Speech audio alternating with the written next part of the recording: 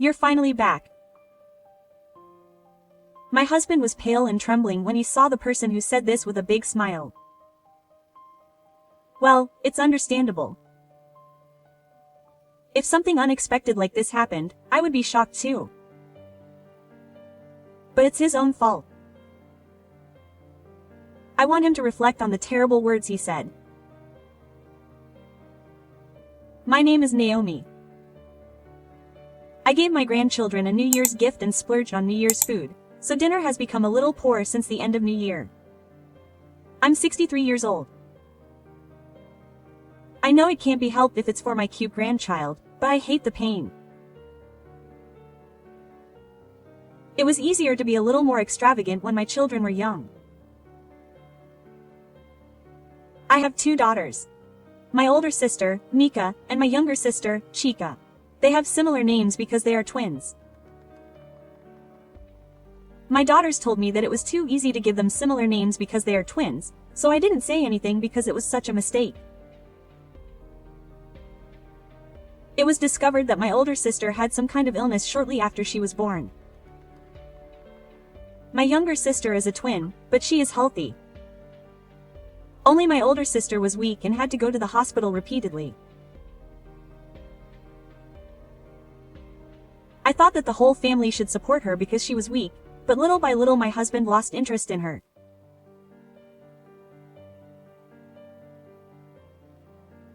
He didn't want to visit her, and even when he occasionally came home after being discharged from the hospital, he seemed a bit bothered. He doted on his younger sister, and would take her out to play on weekends, so he was a good father to her in every way. At that time, our daughters had just started junior high school. Unlike his younger sister who he had always lived with, I wondered if he was unsure of the distance between his older sister who had grown up in a distant place, but it was when our daughters were about to take entrance exams that I realized my husband's thoughts were quite different. My husband said that there was no need to send Mika to high school. Since she had been going to new schools repeatedly, it was difficult for her to go to a normal high school in reality. However, there were options for going to high school, such as choosing a correspondence school. I wanted to respect her wishes, but it seems that my husband wanted his older sister to stop going to high school in the first place. When I asked him why, he said it would be a waste of money. That's not really the case. No, in fact, even if you pay the entrance fee, it will end up being a full-time student. It's a waste of money anyway, so it's better not to let her go to college in the first place. That's something you should ask Mika. Even she says it's good that parents decide without asking the girl's wishes. I've noticed that as my older sister Mika grows up, she feels inferior to us parents. She worries that she is causing trouble for the family finances by going to the hospital over and over again. I think that children shouldn't worry about such things, but it's true that our family finances were quite tight. My husband doesn't earn much, and I also have to go to my daughter's hospital, so I can't get many shifts and my income is not stable. Since we are twins, the expenses are heavy every time they graduate and enter school, and no matter how much parents try to make ends meet, it was inevitable that my daughter would notice that we didn't have money. On top of that, my husband's catchphrase is that no matter how much he works, he has no money. It's true, but it's a statement I would like him to refrain from making in front of our daughters. However, my husband doesn't care about that. He said it on the day Mika left the hospital, so I told him to stop saying that he doesn't have money like that, and I ridiculed him when our daughters weren't around. So it's true that there is no money. What's wrong with telling the truth? I want you to stop because it's in front of the child. You know Mika is worried about medical expenses, right? Children. What kind of hint is that? It makes me feel a little uncomfortable. It can't be helped. To be honest, I don't think Mika is very cute. Not really. She's your daughter. It's inevitable that you can't think of a child you don't have the feeling of raising as your daughter.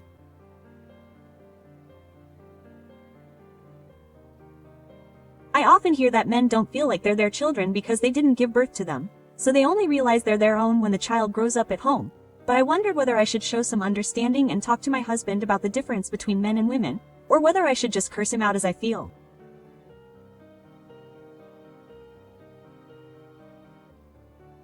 I want to get angry and say that he's the worst, but it's true that things have changed from normal child rearing. I gave birth to them with pain, and both children are equally cute. They're so important to me that I think they're more important than my own life. I can't understand my husband, who doesn't have that feeling, but maybe he can't understand my feelings either. I thought it was wrong to yell at her, so I couldn't say anything. Anyway, please be more considerate of the children. I knew I should say something different, but that was all I said and left the room that day.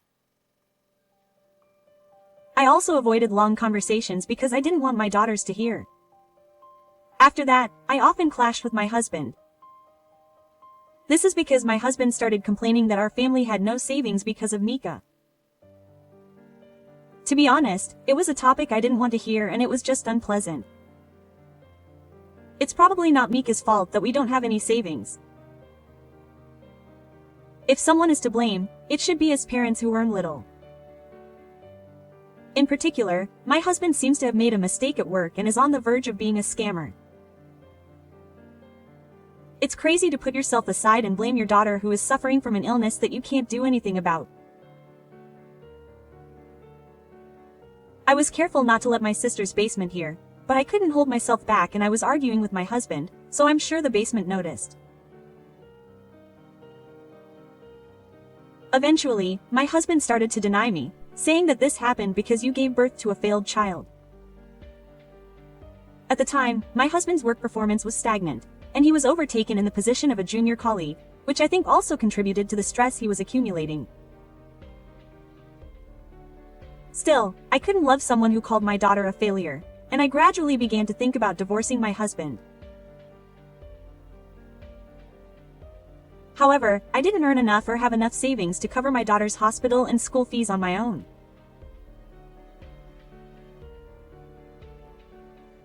I would have liked to get divorced without putting up with it, but I wanted to avoid putting my daughters in trouble or leading them astray.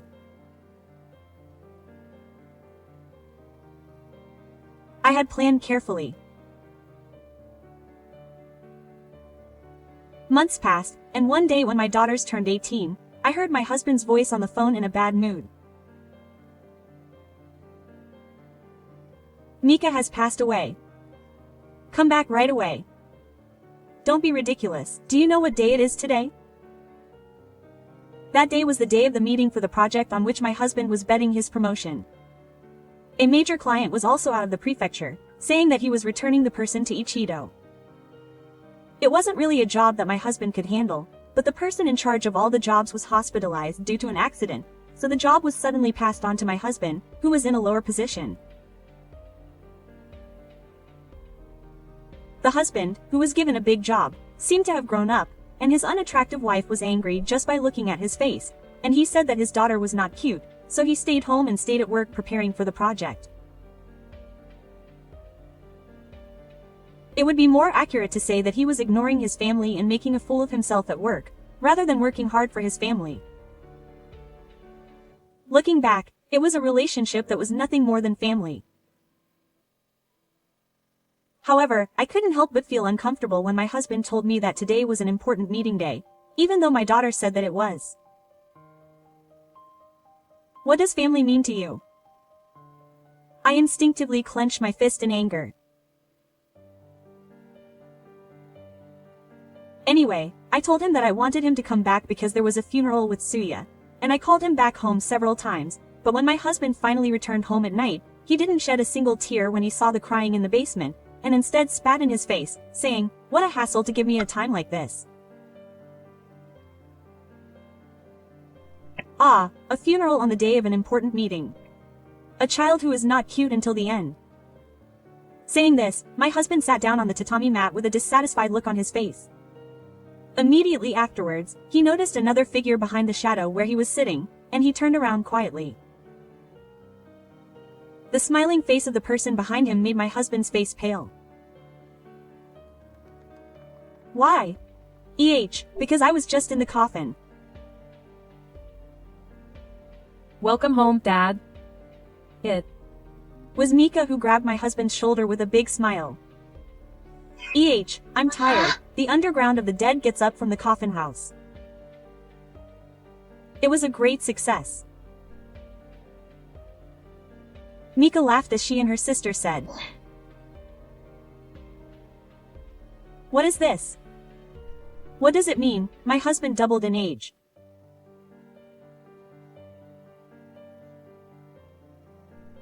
I guess the prank was a great success. My husband was surprised by Mika's words. In fact, this funeral was a pretend funeral that was started by Mika's suggestion. Mika's physical condition has been stabilized a lot recently, and it was just decided that she would stop being hospitalized and live at home. However, she had been listening to my husband and me from the underground, and she seemed to have realized that she was neglected by her father and that I was thinking about getting a divorce. In that situation, I didn't want to go home. Mika thought of this plan. If her father would cry when he heard that she had died, maybe they could start their family over. To do that, she went to the trouble of creating a family set in the house and had the sisters take turns going into the coffin house. As an adult, I couldn't help but wonder if it was necessary to go that far, but I guess for the sisters, it felt like they were finally able to have some leisurely fun together.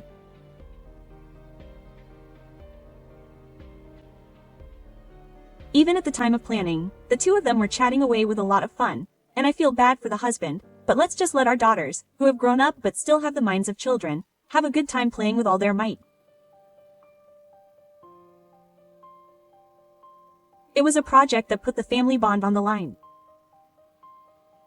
I can't believe they hated me so much that they even spat on my face. Mika laughed, and Chika muttered, venting his irritation at her husband, saying, "You should be more angry." Seeing the two of them like that, the unlovable daughter who deceived her father and her husband will live on. Are you still the father? I told you, Mom is thinking about getting a divorce. So what? Both Chika and I will follow Mom.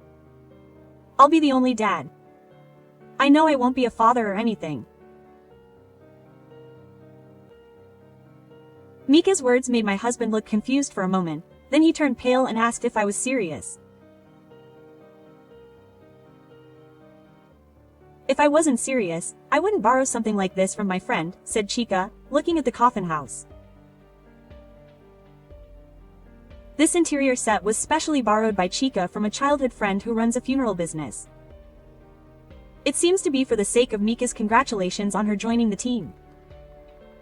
I wonder if it's a funeral set to celebrate her joining the team, but I guess it's okay since the two daughters look like they're having fun. Why? Regardless of Mika, Chika must have loved her. Dad probably didn't know how much I liked my sister. We've been together since we were born. It's impossible for me to hate her. Dad always talked bad about my sister even when he took me out to play. It really pisses me off. My husband was annoyed by Chika's cold gaze, which showed that he was really pissed off. It seems like Mom was trying hard not to ask us questions that we didn't like, but kids aren't that stupid. If you look closely, you can see what kind of person each parent is. That's what you say, urging Mika to agree. Mika nodded. We talked it over and decided to follow Mom. I'm already 18, and Mom doesn't want us to work, but I can do part-time work or anything to support the family. I don't need Dad anymore. After Mika's words, Mika stared at me. Mom, I'm sorry I've made you suffer because of me up until now. I wanted to get divorced, but I couldn't. Thank you. You tried to protect us, but now I'm better and I'll support the family together. You can be free. Mom. My eyes well up with tears at the kind words of my daughters. I never thought that the daughters I had to protect had become so reliable before I knew it. Hey, my husband told me to reconsider, but I ignored him and faced my daughters. Thank you. But it's okay. You don't need to work. I smiled at my daughters who were confused. It took a while, but Mom secretly changed jobs to a better paying job. She had been saving up money behind Dad's back. My daughters were surprised by what I said, and my husband was stunned. Even if I wanted to get divorced, I couldn't do anything without money. I secretly studied for qualifications during my commute to work, and now I work as a medical secretary. It was hard to keep my documents from Dad finding them. When I laughed, my husband said, "You're lying, right?" And before I knew it, he was slumped. Well, it's understandable. Until recently, I was just an ordinary auntie who didn't even know how to use a computer.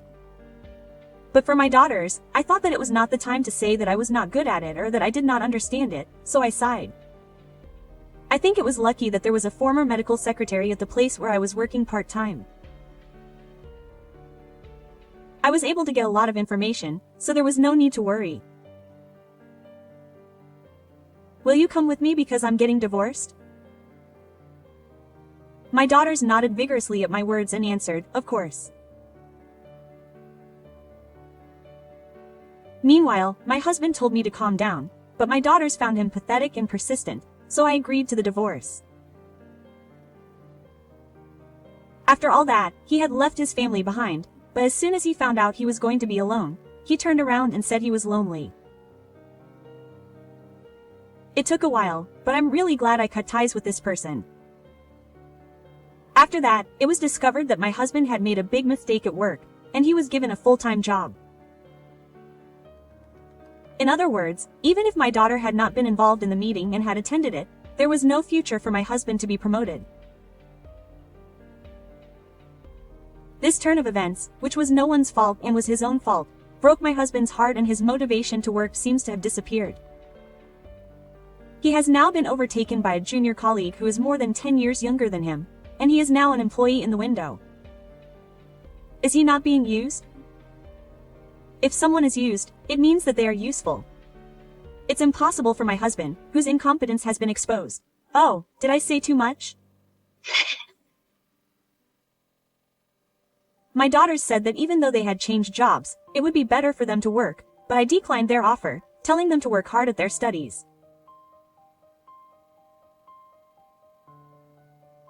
The following girl gave up on going to high school and concentrated on her treatment, but she said she wanted to get her high school diploma, so I immediately agreed. After that, she went to university, and as long as she didn't push herself too hard, she became perfectly healthy and was able to find a job. Underground also went smoothly to university and joined a local small and medium-sized company as a new graduate. It wasn't like a typical story of a child who struggled and lived a life of happiness, but I think it's a life that suits my daughters. As a parent, I'm very proud of them. Now, Mika and Underground are both married, and Mika has 3 children, and Underground has 4. When Mika, who was in poor health, gave birth to a child, it was really thoughtful. It's so much that I even think it's a miracle that she gave birth to 3 children. Underground's children are also very keen to meet and play at home. Grandma is getting old, so she doesn't have much stamina. Well, it's a secret that I started working out to do my best for my grandchildren. Are the grandchildren twins? There's no way that's like a story. But I should say twins. Mika's child and the child in the basement were so similar that you wondered where her husband's genes were. If you look at them from a distance, you really can't tell which child is which. Their husbands were surprised at how strong their genes are. My grandchildren get along well with each other, and their husbands get along well with each other, and they come to visit me often, so I don't feel lonely living alone as I get older. In fact, the family from the basement or Mika comes to visit about half the year, so I think they could hold off a little more. I actually like spending time alone quite a bit, but I'm grateful that my daughters don't want me to feel lonely, so I guess it's fine the way it is. Anyway, I wonder if Grandma will study how to make a cake for her grandchild's birthday next month. Recently, Mika said to me that her belly has gotten a little rounder, and that's because it is. I have 7 grandchildren, 2 daughters, and 2 husbands. And if you add my share, I eat cake for someone's birthday every month. But it's fine because this belly is the fat of happiness. I'm going to make a delicious cake.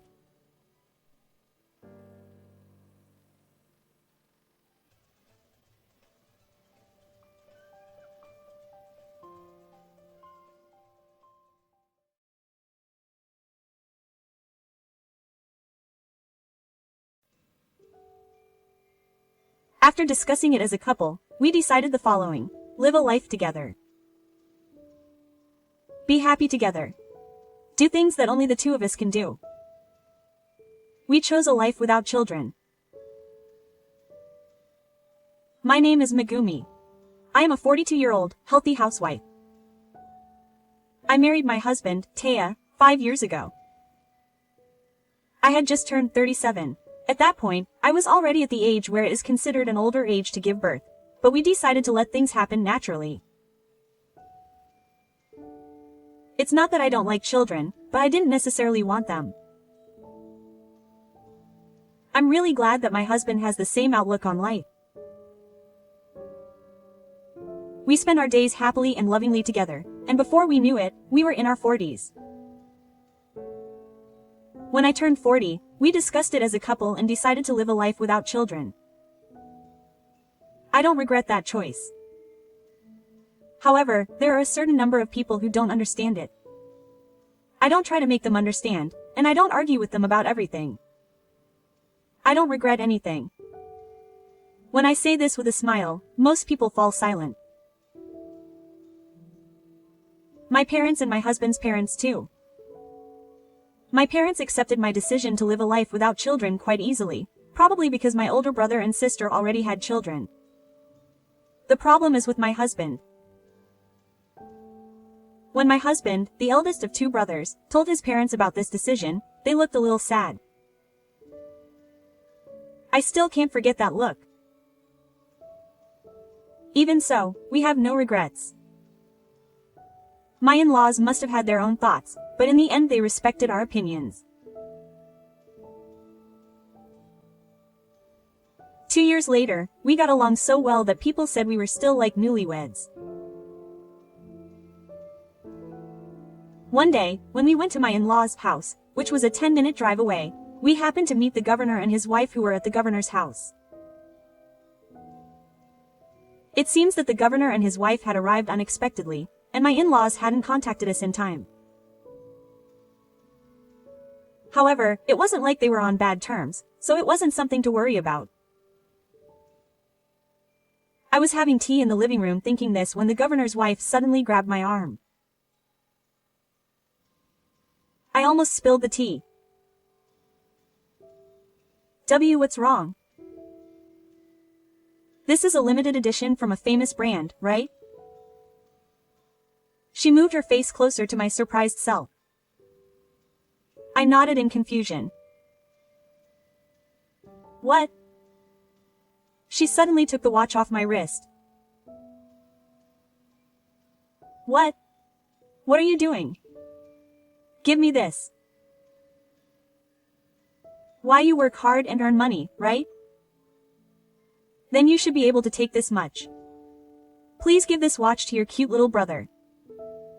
It's not that it stinks. This watch is definitely a limited edition and my favorite. I had a hard time even getting a reservation, so why do I have to give it to someone else? In front of me, who was dumbfounded, the counsel moved. Huh, big brother? You have a nice wallet. Give it to me. You can buy your own wallet. Now it seems that Yoshisada wants something that belongs to her husband. As expected, my husband is rejecting his request. Actually, I want it back too. I held out my hand to her. Give it back. No way. She wouldn't talk about the watch at all. Hey, then it's a trade. That comment made me even more irritated. Why would you offer a trade when you want my watch back? Question mark. That bag of yours, big sister. Please give it to me. Why, it's not a limited edition or a luxury brand, but it's a pretty nice one, right? I don't think such a cute design would suit an old lady. So please give it to me. Then I'll give you the watch back. I'll give it back to you. Who do you think you are?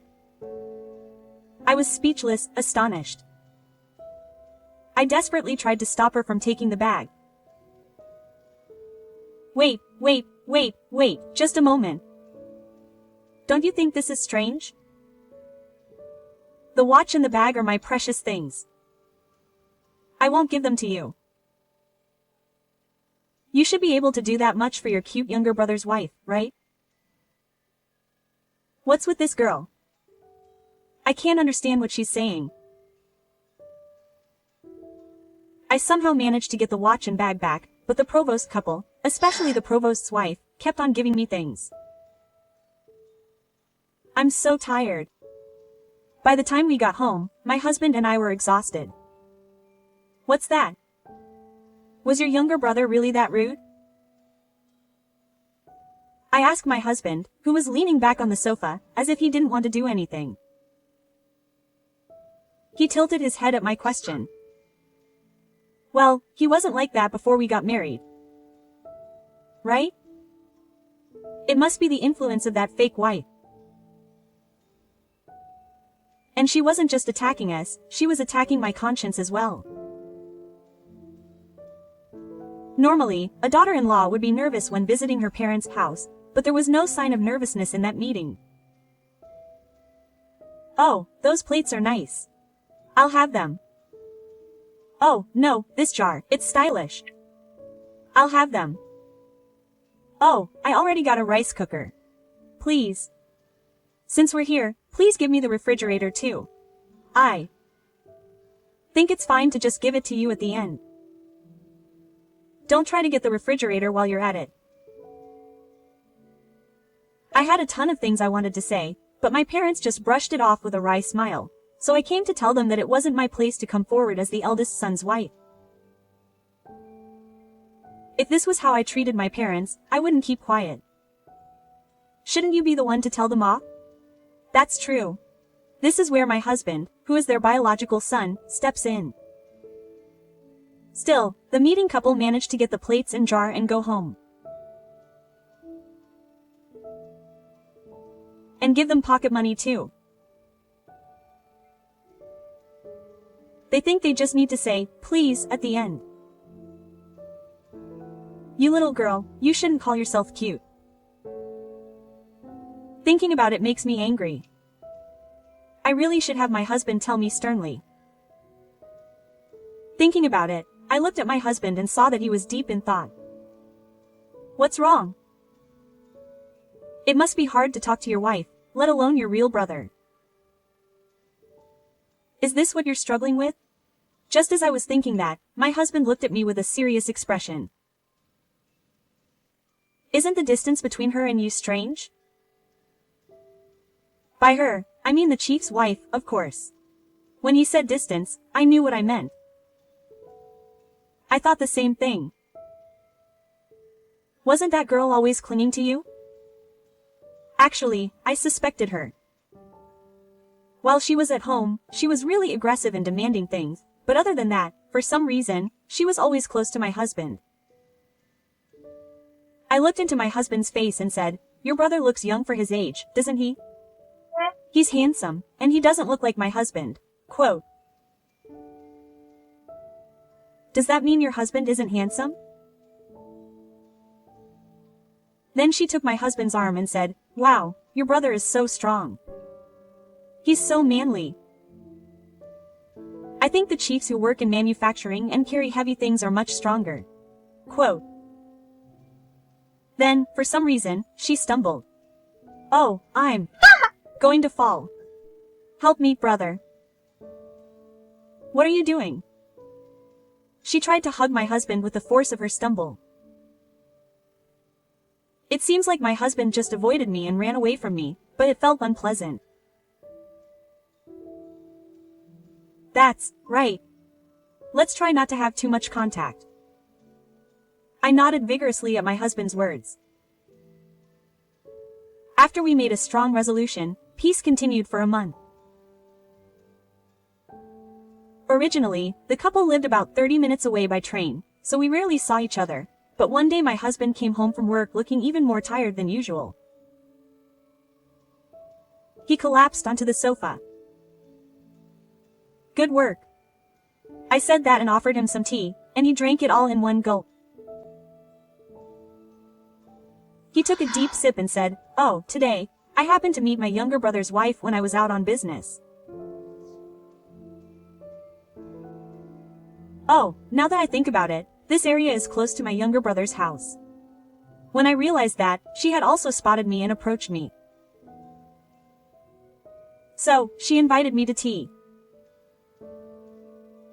Well, I guess it's not strange for me to invite her to tea since she's my brother-in-law, but it still made me feel uneasy. So what happened? No matter how many times I refused, she was so persistent that I just wanted to take a break, so I tried to escape to a nearby fast food restaurant, and of course she followed me. Yes. She took my order as if it was natural, and made me pay for her own. Well, I was shocked. Well, I thought it was inevitable since she's my brother's wife, but she sat next to me as if it was natural. I could kind of imagine what would happen next. If I remembered her behavior at my parents' house a month ago, I could pretty much predict her behavior. Like, she suddenly grabbed my hand while we were eating. Wow, she's reading her lines so monotonously. And then she said something incomprehensible. I want to ask her, but I'm scared. I'm scared, but I want to ask. What did she say? I timidly urged her to continue. My husband grimaced as if he was reluctant to say it, and said, "You're my type, aren't you? I've liked you since the first time I met you. Do you want to take a little break now?" Quote. He said that. Huh, what's that? What's that really? I thought she was a woman who wanted everything, but now she wanted the most important thing to me. And she's got both desire for Buddha and desire for men. It's disrespectful to both the council and me, and it's an outrageous act of betrayal. I asked my husband, aware that my face was turning red with anger. So of course I didn't accept his advances. I told him that I loved my wife. Did she back down at that point? Or did he continue on for some reason? My husband's expression didn't look so good. He looked at me with a really hard to say expression, hesitating whether to tell me or not. As his wife, I could immediately tell from his expression how he felt. My husband always tells me everything. If he's saying this, it must be something pretty terrible. I made up my mind and urged him to go ahead. Tell me. My husband sighed softly and opened his mouth. Your brother's house is nice, isn't it? I've taken pictures of a house like this before, and I'd like to live there. I'd like to live there. Even if you say you love your wife, you're just a stunted person who can't have children. I'm better than that infertile man. You're young and beautiful, and you'll have children soon. Please divorce me. I'll divorce you too. Then he said, let's get married and live in this house. No, let's live there. What? You flirted with someone else's husband when my wife wasn't there? What are you trying to get a divorce without my permission? What are you doing living in this house with me without my permission? What?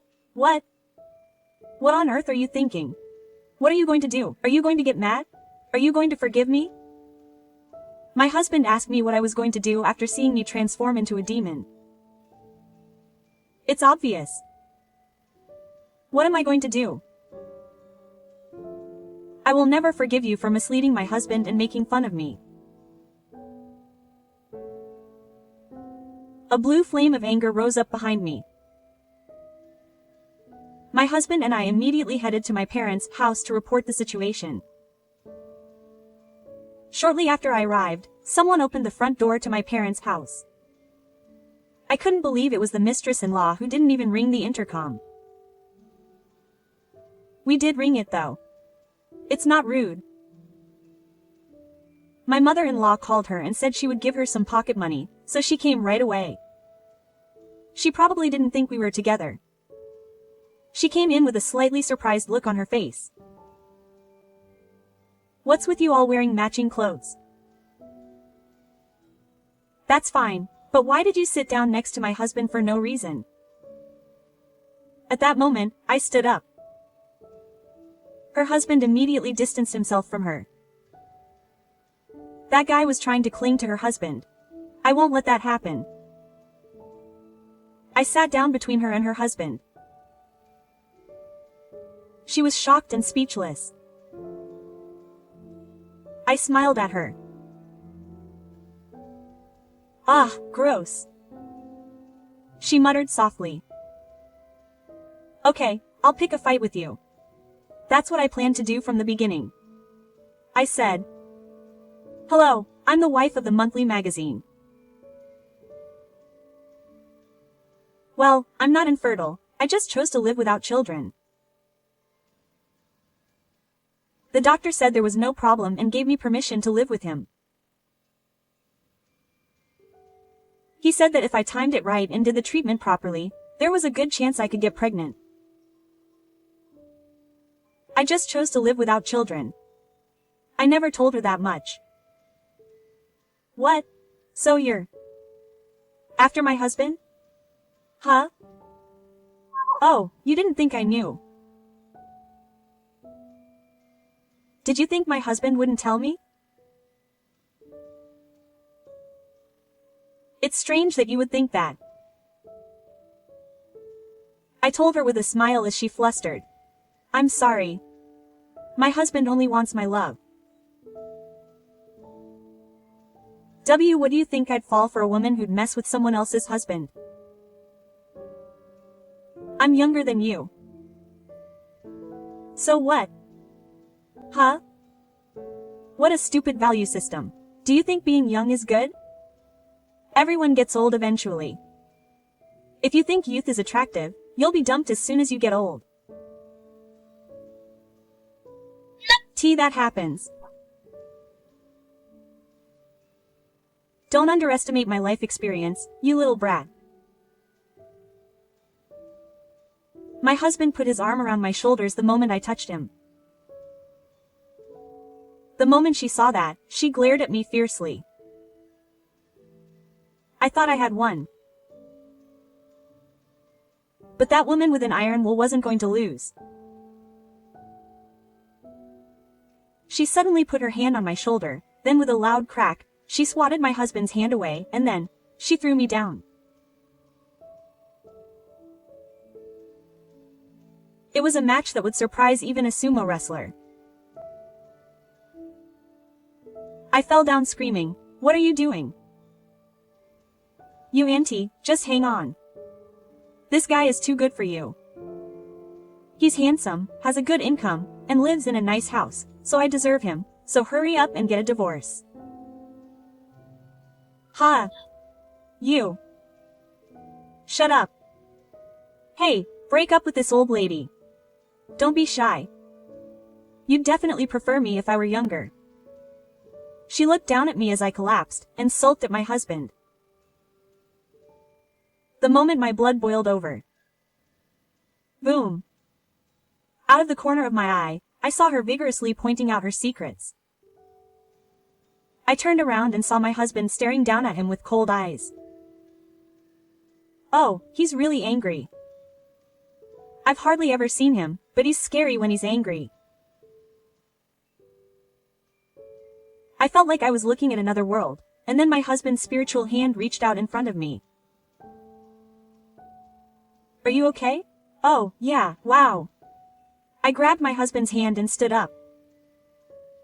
Huh, why am I being carried like a princess?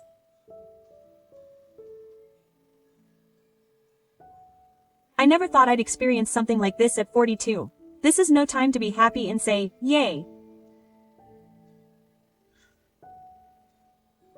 TT. No, you can't. You never know what else he might do. Hey. Her husband turned an even colder gaze on her as she sat on the floor, looking up. Hey, don't ever lay a hand on my wife again. I won't. Let you get away with it. Oh, brother, you have no right to call me brother. Her. Husband yelled at her, and she clutched her head in her hands, her eyes watering. I felt happy, angry, and embarrassed. I thought my in-laws were watching, but I was so overwhelmed by my husband's determination that I couldn't say anything. Everyone was silent. I was still being carried like a princess on my husband's lap. My in-laws were sitting on the sofa opposite. Silence. Stop, don't look. And she was crying like a shark on the floor. Do you think you have the right to cry? Hee hee. But I want a better life. I want to be more comfortable. I want money. Is that what you really think? I'm shocked. It's fine. Just when she was about to cry, she suddenly stood up and shouted. It's okay, it's okay. I'll get rid of you. I'll find a better man. You won't regret it. I calmly told her as she rambled on about something incomprehensible. I think you're the one who'll regret it. She didn't seem to understand what I meant. There was a man standing behind her, where I was pointing. You should look behind you.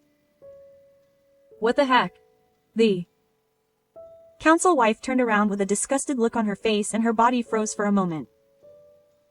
Oh, why are you here? It was a fake. Her face was bright red and she was clearly angry.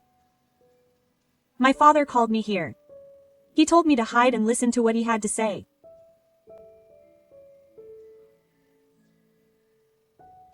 I didn't understand what he meant, but if I had known you were that kind of person, I would have called you here, but I thought you wouldn't believe me no matter what I said, so I had you watch from the shadows.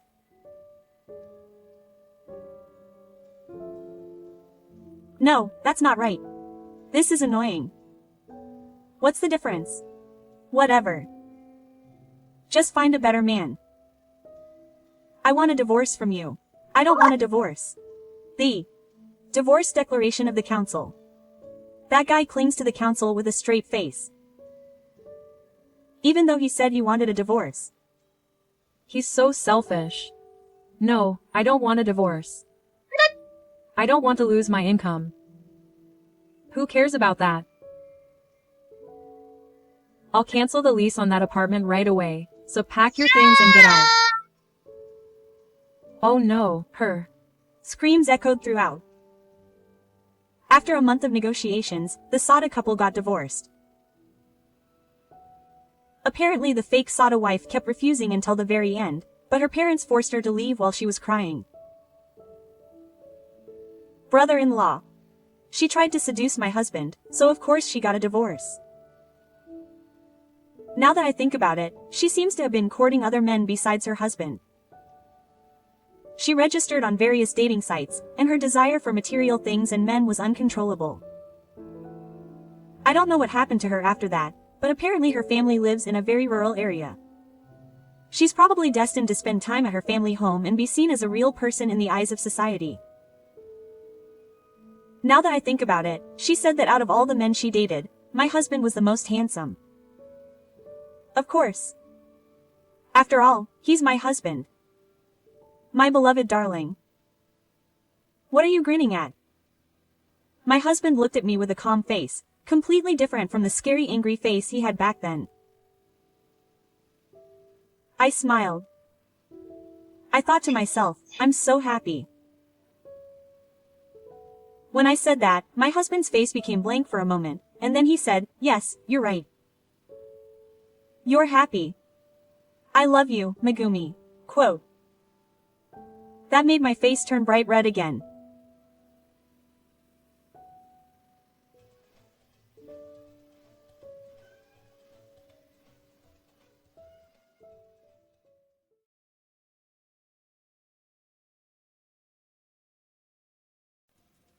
私の父は、ロックスター、矢沢永吉のことが大好きな、いわゆるイケオジである。おっと、自己紹介が後回しになるところだった。私の名前は泉。現在28歳。父と母と一緒に暮らしている。両親は本当にラブラブな関係だ。父はコンビニを経営している。身長188センチ。顔は寺島進にというハイスペックな外見だ。なんでも、父は中学生の頃から矢沢永吉にロック魂を覚え、そして憧れ、アマチュアバンドで A ちゃんの歌をコピー、ライブハウスで演奏なんかしていたらしい。そんな中で母と出会うが、母もそんなやんちゃで背の高いかっこいい父にライブハウスで一目惚れ。ただ父は母との結婚を決める前にバンドをきっぱりやめて、堅気の生活をすることにしたらしい。この去り際の潔さもかっこよかったと、母は今も目をハートにして語る。そんな父は、今は3階建てのマイホームを建て、1階をコンビニにして、その店長として生計を立てている。父は A ちゃんが好きすぎて、今でも家に、いい矢沢のタオルなんかあるし、まあ、車のリアガラスには、いい矢沢のステッカーをデカデカと貼っている。もちろん白スーツなんかも部屋に飾って。その影響で、外見は寺島進、中身は矢沢永吉というすごいコラボファーザーが出来上がったのだ。日頃の物言いもかっこいいので、コンビニのバイト店長たちからも兄貴と慕われ、崇拝されている。父のコンビニは、大学そばということもあるけれど、池叔父の吸引力で学生たちが集まってくるので、バイトの新規募集をかけたことがない。そのくらい人間のできたかっこいい池叔父なのだ。さて、そんな家に住む娘の私は今婚約をしていて、その家をいつ卒業するかという段階に入っている。彼は30歳の良太。現在派遣社員として物流倉庫で働いている。私と母は、やはり遺伝子的なところで似ているのだろう。3年前、私は、フジロックフェスティバルで良太と出会った。意気投合して、その場で連絡先を交換。交際はそこからスタートしたのだ。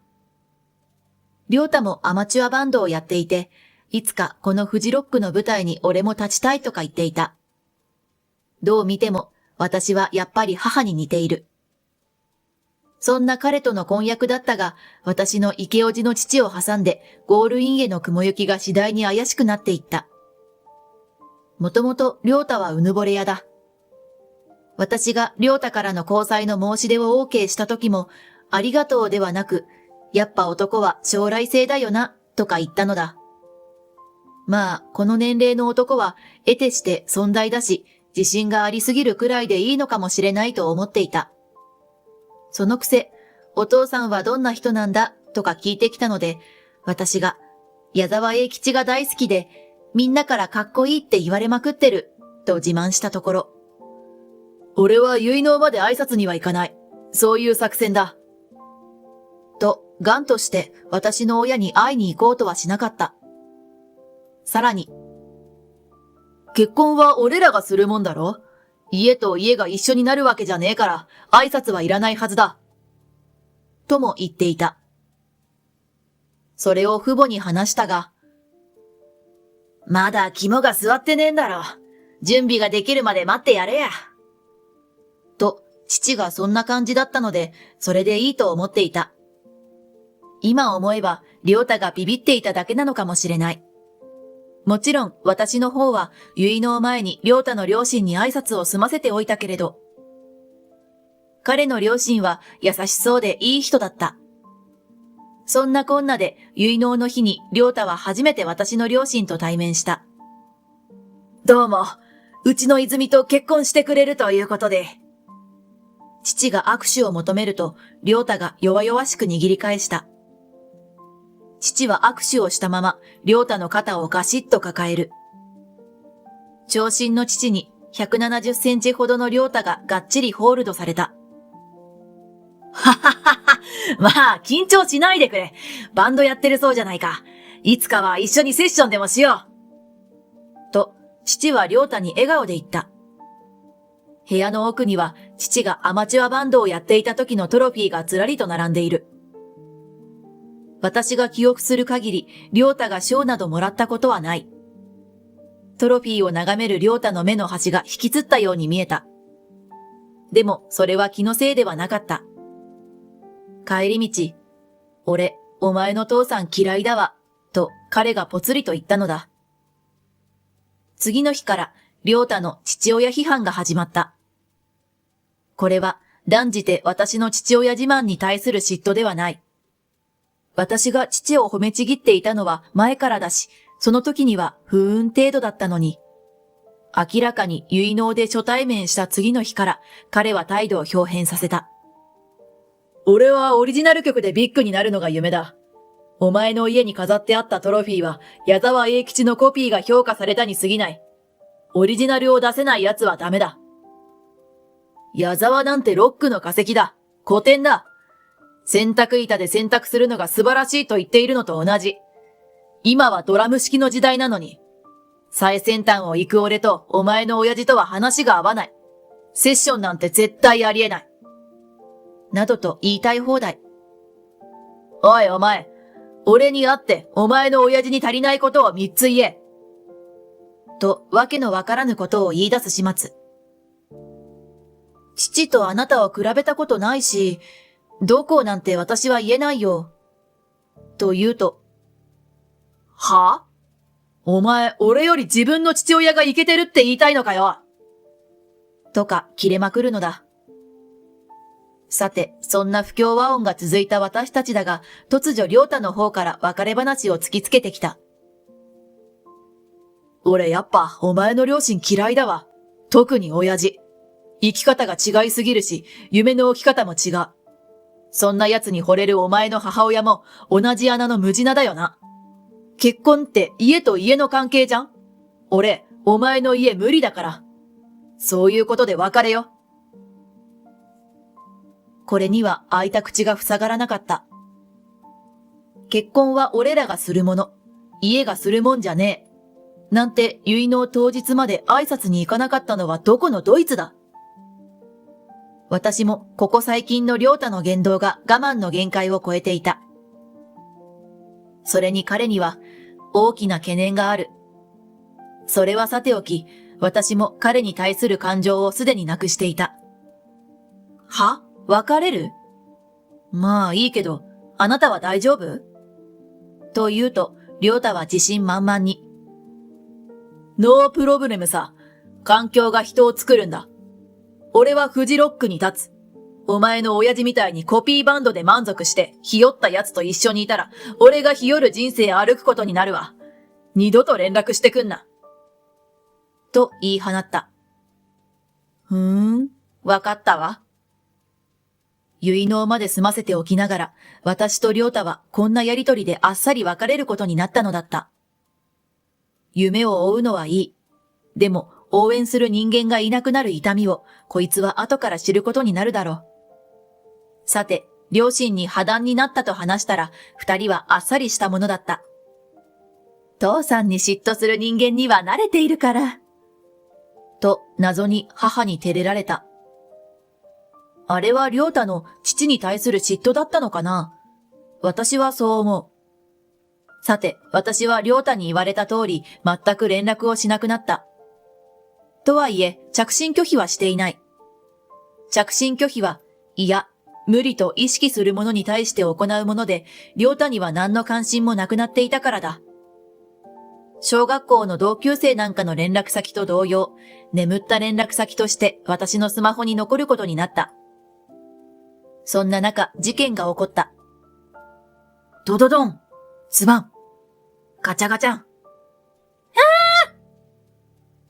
ある日曜日、ものすごい衝撃と音がして、開花のコンビニに悲鳴が上がった。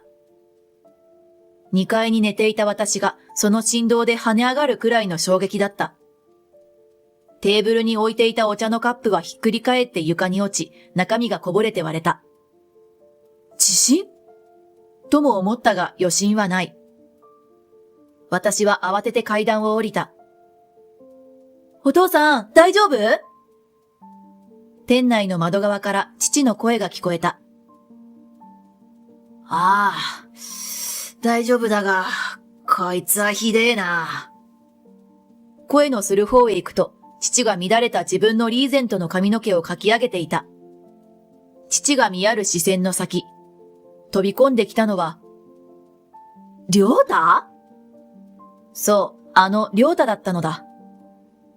決まり悪そうに亮太が車から出てくる。隣には女の子。明るい茶髪で、髪の長い、とても綺麗な子だ。何もなければ、私と別れてすぐ彼女ができたのかと突っ込みたいところだが、車が店内のかなり深くまで突っ込んでいて、そんな余裕は全くなかった。すんません。罰が悪すぎる顔で、亮太がぼそっと謝ってきた。すんませんじゃねえだろうが！と父が一喝。私は父が店を大破させた亮太の胸ぐらをつかみ、いてこましてしまうのではないかと思って首をすくめた。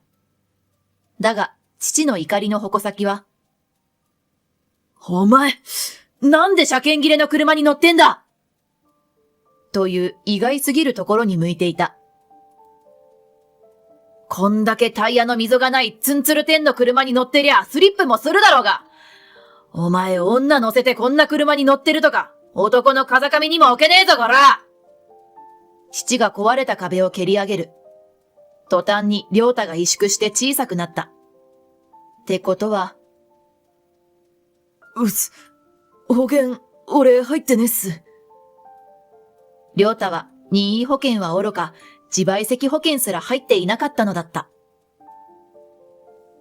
お前、保険にも入ってねえ。車検も切れた車に女乗せて走ってたっつーのか？レディーに失礼じゃないか。レディーは大事に扱いよな。男のマナーだろうが。ああ、お父さん、それ絶対かっこいいやつ。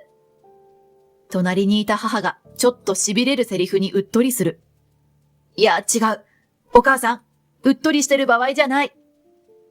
車検切れの車に乗ってるのは、やっぱり生活が苦しいに違いない。私が亮太と別れ話をしたとき、あなた大丈夫？と心配したのはまさにこのことだった。ビッグになるという夢を見るあまり、亮太は川山用の将来の収入を前提に大金を使い込む癖があった。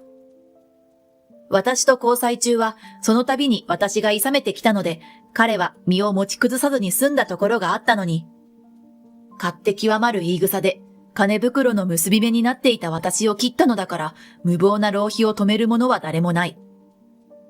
そして、いつの間にか車検の費用すらお手上げになり、結果がこれだ。なんとも哀れすぎる。挙句、ビッグを夢見る貧民はさらにとんでもないことを言い出した。隣に控える彼女に対し、おい、警察が来たら、お前が運転してたことにしろ。俺はもう点数ねえから、お前が代わりに切符を切られてくれ。とか言い出したのだ。だから、車検切れの罰金も全部お前の負担な。とかわめき出す。はぁ？隣の彼女が案の定ブチギレた。あんたが運転してたんでしょうが、この段に及んでまだ逃げるの？しかし亮太はそれ以上の大声で、仕方ねえんだよ。背に腹は変えられねえの。知ってんだろうが。車検の金がねえんだから罰金を払えるわけねえだろうが。払えるわけないって、開き直ってる。私は腹筋が崩壊しそうだった。しかし、冗談じゃないのは彼女の方だろう。大激怒だ。はぁ？そんなに金がないのならどうしてあんな高いバッグを買ってくれるわけ？この見えっ張りが。ビッグになったらその100倍くらい高いやつを買ってやるから、この前買ったやつはとりあえず七に行って換金してこい。すごい修羅場が目の前で展開されている。でも、私が彼女であってもブチ切れてしまうと思った。そこへ割って入ったのがまた私の父だった。おいお前、いい加減にしろ！父はいきなり亮太に詰め寄ると、ぐいっと両手で亮太の胸ぐらを掴んだ。男なら、横に乗せてる女の罪を代わりに背負うくれえの気概はねえのか？女に被せるなんざ言語道断！恥を知りやがれ！亮太の方が背が低いため、胸ぐらを掴まれて完全に足が浮いた。お父さん？私が止めに入る。父は、ちっと舌打ちすると手を離した。亮太が解放されて、よろめいて尻餅をついた。父はその彼女に向かって言った。こんなやつ、あんたみたいなお嬢さんが乗る玉じゃねえよ。別れちまいな。もっとお嬢さんを大事にしてくれる男と遊べよ。もったいないぜ。お嬢さんと呼ばれた彼女がぽっと赤く頬を染めた。そうね。なんか、こんなことがあって、前から夢を追ってるばっかりで。ビッグマウスな割には、こういうところで小物っぷりばっか見せられて、もういいわーって気がする。とか彼女が言い始めた。え？いきなりの別れ話に、亮太が尻餅をついたまま目を向いて声を上げた。そして焦りまくって続ける。ちょっと待てよ。俺ら、半年も付き合ってきて、いきなり別れ話もないだろ？え？これには私と両親が驚いてしまった。半年ですって？ちょっと待ちなさいよ。半年って？あんた私と婚約してたのに、その間にこの子とも付き合ってたってことなの？これは聞き捨てならない。私は亮太に詰め寄った。は？婚約？どういうこと？今度はそれを聞いた彼女が驚きまくっている。いや、違う。結納の後だ。こいつと付き合い始めたのは。結納の後って、がっちり婚約期間じゃないのよ。もう、いろんな展開が修羅場になってしまった。これは、婚約破棄で、慰謝料もいただかないとね。冷静に見守っていた母がにっこり笑った。さて整理しよう。この事件で亮太は、車検切れの車で公道を走行した道路交通法違反による罰金か刑罰、無保険運行による罰金か刑罰をそれぞれ受け、私との婚約破棄の慰謝料、コンビニへの損害賠償金をそれぞれ支払うこととなったわけだ。ここにさらに私の父曰く、整備不良車両の運転禁止の道路交通法違反による罰金か刑罰が加算される。そりゃもう、罰金や賠償金など全額合わせたら、目が回りそうだ。保険に入っていればまだなんとかなったものを自賠責すら入っていない。任意保険は言わずもがなである。どうしようもないね。私は笑うしかない。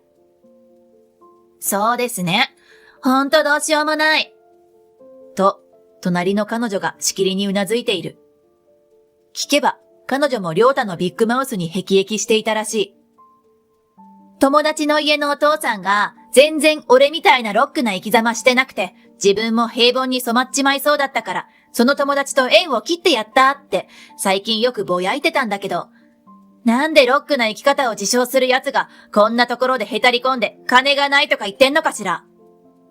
と、立ち直れそうもない皮肉をたっぷり込めて蔑むのだ。それ、私、友達じゃない。婚約者の私のこと。マジで？私と彼女には奇妙な友情と連帯感が芽生え始めた。尻餅をついてへたり込む良太の前に父がしゃがんだ。お前さ。良太は目に涙を溜めて後ずさった。本当にかっこ悪い。俺の娘に自分の不安をぶつけ、劣等感をぶつけ、今の彼女に罪をなすりつける。お前はもう全然ロックなんかじゃねえよ。お前は今日からポップスだ。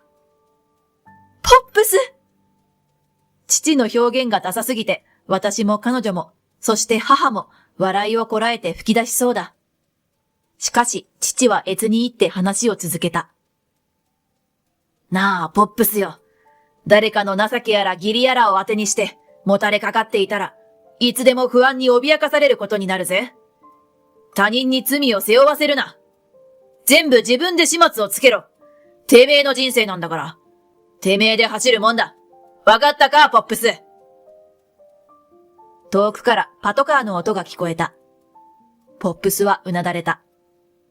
やっはー。カフェのテラスで手を振って走ってくる子がいる。久しぶり。私も手を振り返した。あの時の彼女だ。あの件以来、私たちは仲良くなって LINE の交換なんてしてしまった。良太の元恋人だけあって音楽の趣味も私と同じ。今では大切な話の合う友達になっている。そういえばさ、ポップスなんだけど。彼女がアイスカフェオーレを注文して切り出した。ポップスがどうしたの？もうあいつの呼び名はポップスで定着してしまった。なんかさ、あいつ免許停止処分になったらしいよ。本当に？車検切れの車って乗ってたのがバレると結構罰金も高額だし、免許も取り上げられるんだって。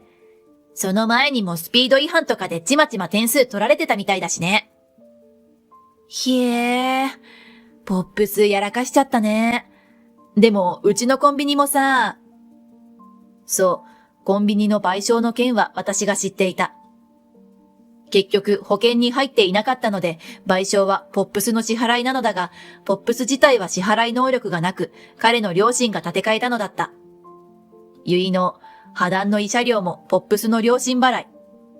当然彼の両親は私たちに平謝りだったが、まあ結納の席で挨拶まで交わした関係上、お金を払ってもらえれば正式な謝罪は求めないことにした。ただ、ポップスの放蕩極まる生き方に両親が感動を言い渡した。感動されたんで復縁してほしいって、ポップスからポップスな連絡が来たわ。本当に？私のところにもコンビニの賠償金を負けてくれってポップスからポップスな連絡があったわよ。うわぁ、もうそこまで行くとポップスどころか歌謡曲ってか演歌だね。めめしくて辛い。私と彼女は一緒に笑った。そして携帯に登録していたポップスの電話番号をせーので一緒にブロックしたのだった。ねえ、それでさ、今度のライブだけど、私と彼女はライブに一緒に行く約束をしている。女子2人、本当に楽しみだ。当日お揃いコーデをするプランをその時一緒に考えた。楽しみだね。私は新しくできた気の合う友達とセットリストを予想したりして一緒に笑った。ところで、お父さん紹介してくれない？とか、この友達が冗談で言う。ダメだよ。うちのお母さんが怒っちゃう。私も爆笑した。俺はスターになって成り上がって金持ちになるほど幸せも大きくなると思っていた。でもそれは違う。会社員の幸せと矢沢の幸せは同じ。それにやっと気づいた。と矢沢永吉は語っていたらしい。スターにならなくともコンビニを壊されても自分の生き様を貫くお父さんは幸せだろう。そのことにお母さんも私も気づいているのだ。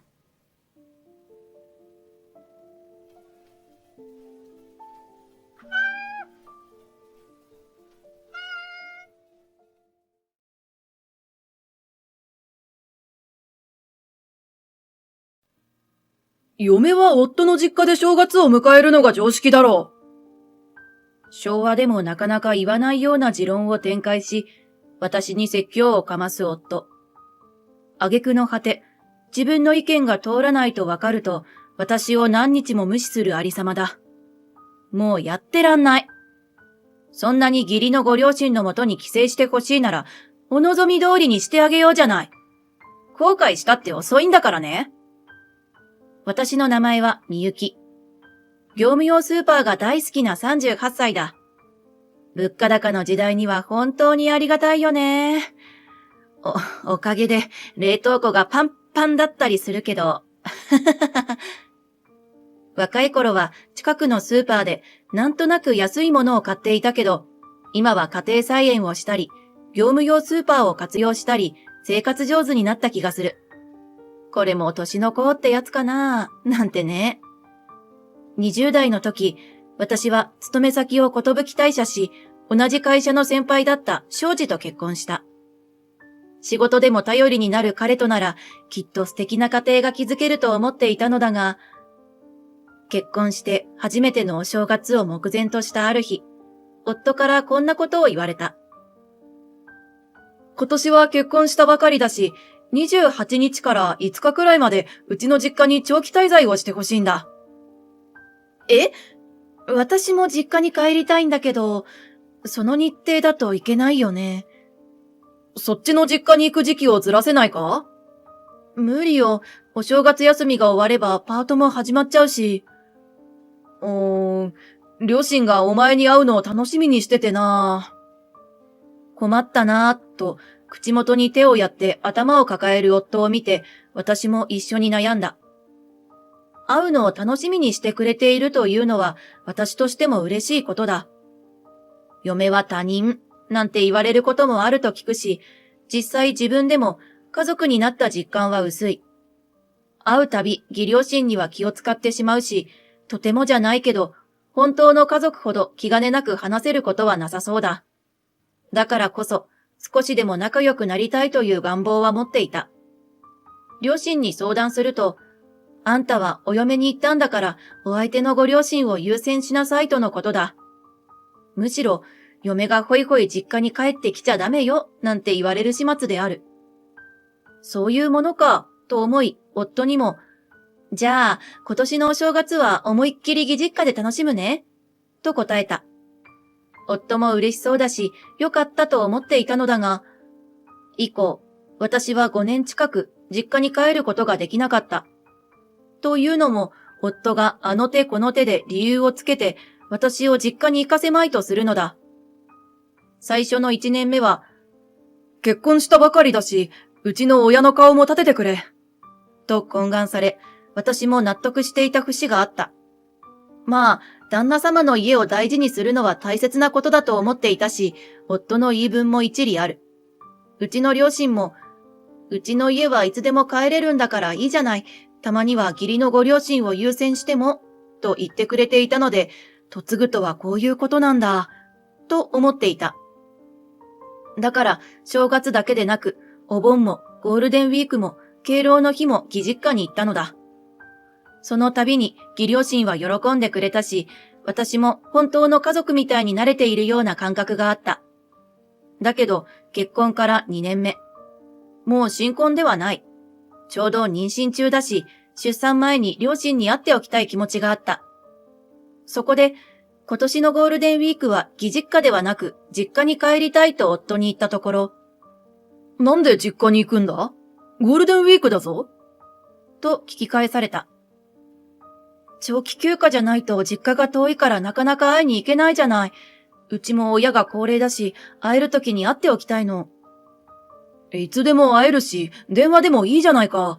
うちの親だって高齢だし、ゴールデンウィークに会ってやりたいとは思わないのか？去年はずっとお会いしてるし、ゴールデンウィークは長いし、どちらの家も行けばいいんじゃないかしら。そんなの、うちの両親がかわいそうだろ？みゆきさんは実家がいいのねって、ないがしろにされてる気持ちになるぞ。なんでそんなに私をご両親に会わせたいの？なんでそんなにお前はうちの両親に会いたくないんだ？会いたくないなんて言ってないし、そういう話じゃないでしょ？そういう話だろ？拉致が開かない。そう、近頃、両親に関する話になると、夫とは点で会話が噛み合わない。きっかけは、妊娠したことを私が自分の両親に最初に話したことだ。なんでうちの親が最初じゃないんだ？と大喧嘩になった。もちろん私なりに安定期に入っていないからとか、いろいろ理由はあった。でも、自分の親に喜んでほしい気持ちがあったのは否めない。だけど、そのことで喧嘩になるなんて思ってもいなかった。以降夫は、私が義両親を嫌っているから優先しないのだと思い込んでいる。その上、うちの両親はあんなにお前に良くしてやってるのに何が不満なんだと私に敵意を示すようになってきた。確かに義両親は優しくしてくれるし、私も大好きだ。その気持ちに嘘偽りはない。しかし、実家の両親だって当然大好きで、両親の命も無限ではない。会えるうちに会っておきたいと思うのは当然のことだろう。しかし、夫にとっては私のことが夫の実家をないがしろにする嫁にしか見えないようだった。その年のお盆も、お盆を前に義父が他界したこともあり、今回も実家には帰省できなかった。正月も、一人になった母さんがかわいそうだから、と言いくるめられ、実家には帰れず、義実家に帰省した。確かに、義父が他界してからの義母はすっかり気落ちしている。毎年義父と見ていた紅白歌合戦や、行く年来る年を一人で見るんだと思うと、私自身も胸が痛いので、この年の年末の帰省は素直に応じた。義母のそばにいてあげたいという善意のつもりだったのだが、夫は、今回はやけに素直に帰省に応じたな。母さんに取り入りたいのか？なんて言い出したのだ。取り入るって何を？という感じだが、夫は多分そんなに深く考えておらず、軽口のつもりなのだろう。だけどそんな言葉は冗談のつもりでも不愉快だ。この頃から少しずつだが、夫の態度は徐々に無神経で、亭主関白気味になっていった。気づけば結婚から早5年。子供も生まれ、夫なりに妻に対しての甘えのようなものも出てきた頃だったのだろう。あるいは、こいつなら少々あれこれ言っても逃げない、と舐められていたのかもしれない。もともと家のことは先に帰った方がやろうねと分担する約束をしていたのに、夫はわざと遅く帰るようになった。家のことをしたくないというのが見え見えだ。私に対しても、ちょっと何かをやるのを忘れていただけで、だからお前はダメなんだ。と、口癖のように言うようになった。まるで職場のように、些細なミスさえ許されない家庭に安らぎはない。本当に少しずつだったが、変化していく夫に、私は徐々にストレスを溜め始めていった。それからしばらくして、妹が出産したと連絡が入った。初めての姪っ子だ。しかも里帰り出産で実家にいるという。お正月も近いし、当然会いたいと思ったのだが、妹が出産したから正月は実家に帰省したい？祝いなら電話で言えばいいだろ？そういうことじゃないでしょ？電話だと何か問題があるのかと言わんばかりの態度の夫に、私は苛立ちが隠せなかった。なんで私の帰省を許してくれないの？勝手に言ったっていいのに、ちゃんと相談してるんだからもうちょっとそっちも真面目に取り合ってよ。嫁は夫の実家で正月を迎えるのが常識だろ？結婚した嫁がほいほい実家に戻るなんておかしい。お前の親にも言われてただろ？それは、私が細かいことを気にしないようにっていう親の配慮よ。さすがに帰省しなさすぎて、最近はうちの親も寂しがってるんだからね。娘にだってもっと合わせてあげたいのに。嫁ぐというのはそういうことだろ？なんでお前はそんなに実家に未練があるんだ？昔の武家の女を思い出せ。もっと嫁ぎ先に尽くしていたぞ。同居じゃないだけ譲歩してやってるんだから、お前ももう少しうちに尽くせ。そんな歴史の教科書みたいなクモの巣張った話を持ち出されても、そもそも夫が義両親との同居希望だったことを今知ったのだが、たびたび話が噛み合わないと思っていたが、どうも夫の中では、そもそも今の状態自体、問題だらけの嫁を我慢してやっているという状況らしい。しかも、どこが問題とかは言わず、察せというスタンスのようだ。それができないから私はダメ嫁と認定されているらしかった。言わなきゃわかるわけないでしょ？逐一言わなきゃわからないお前に問題がある。女は男の望みを察して率先して動くべきだ。そんな女いないわよ。ロボットとでも結婚すればよかったじゃない。向上心がないな。そこを目指そうとしないのがお前の悪いところだ。もう知らねえ。お前が理解するまで口を聞かないからな。はぁ？ひたすら話の噛み合わない夫は勝手にブチ切れて一人寝室にこもり、その後何日も無視をした。ただでも会話が噛み合わないのに無視なんてされたら余計に話ができない。だんだんと私も、なんでこの男と結婚生活を続けているのだろう、と思うようになってきた。もちろん腹が立っても結婚生活を続けていたのは夫に対し憎みきれない思いがあったからだ。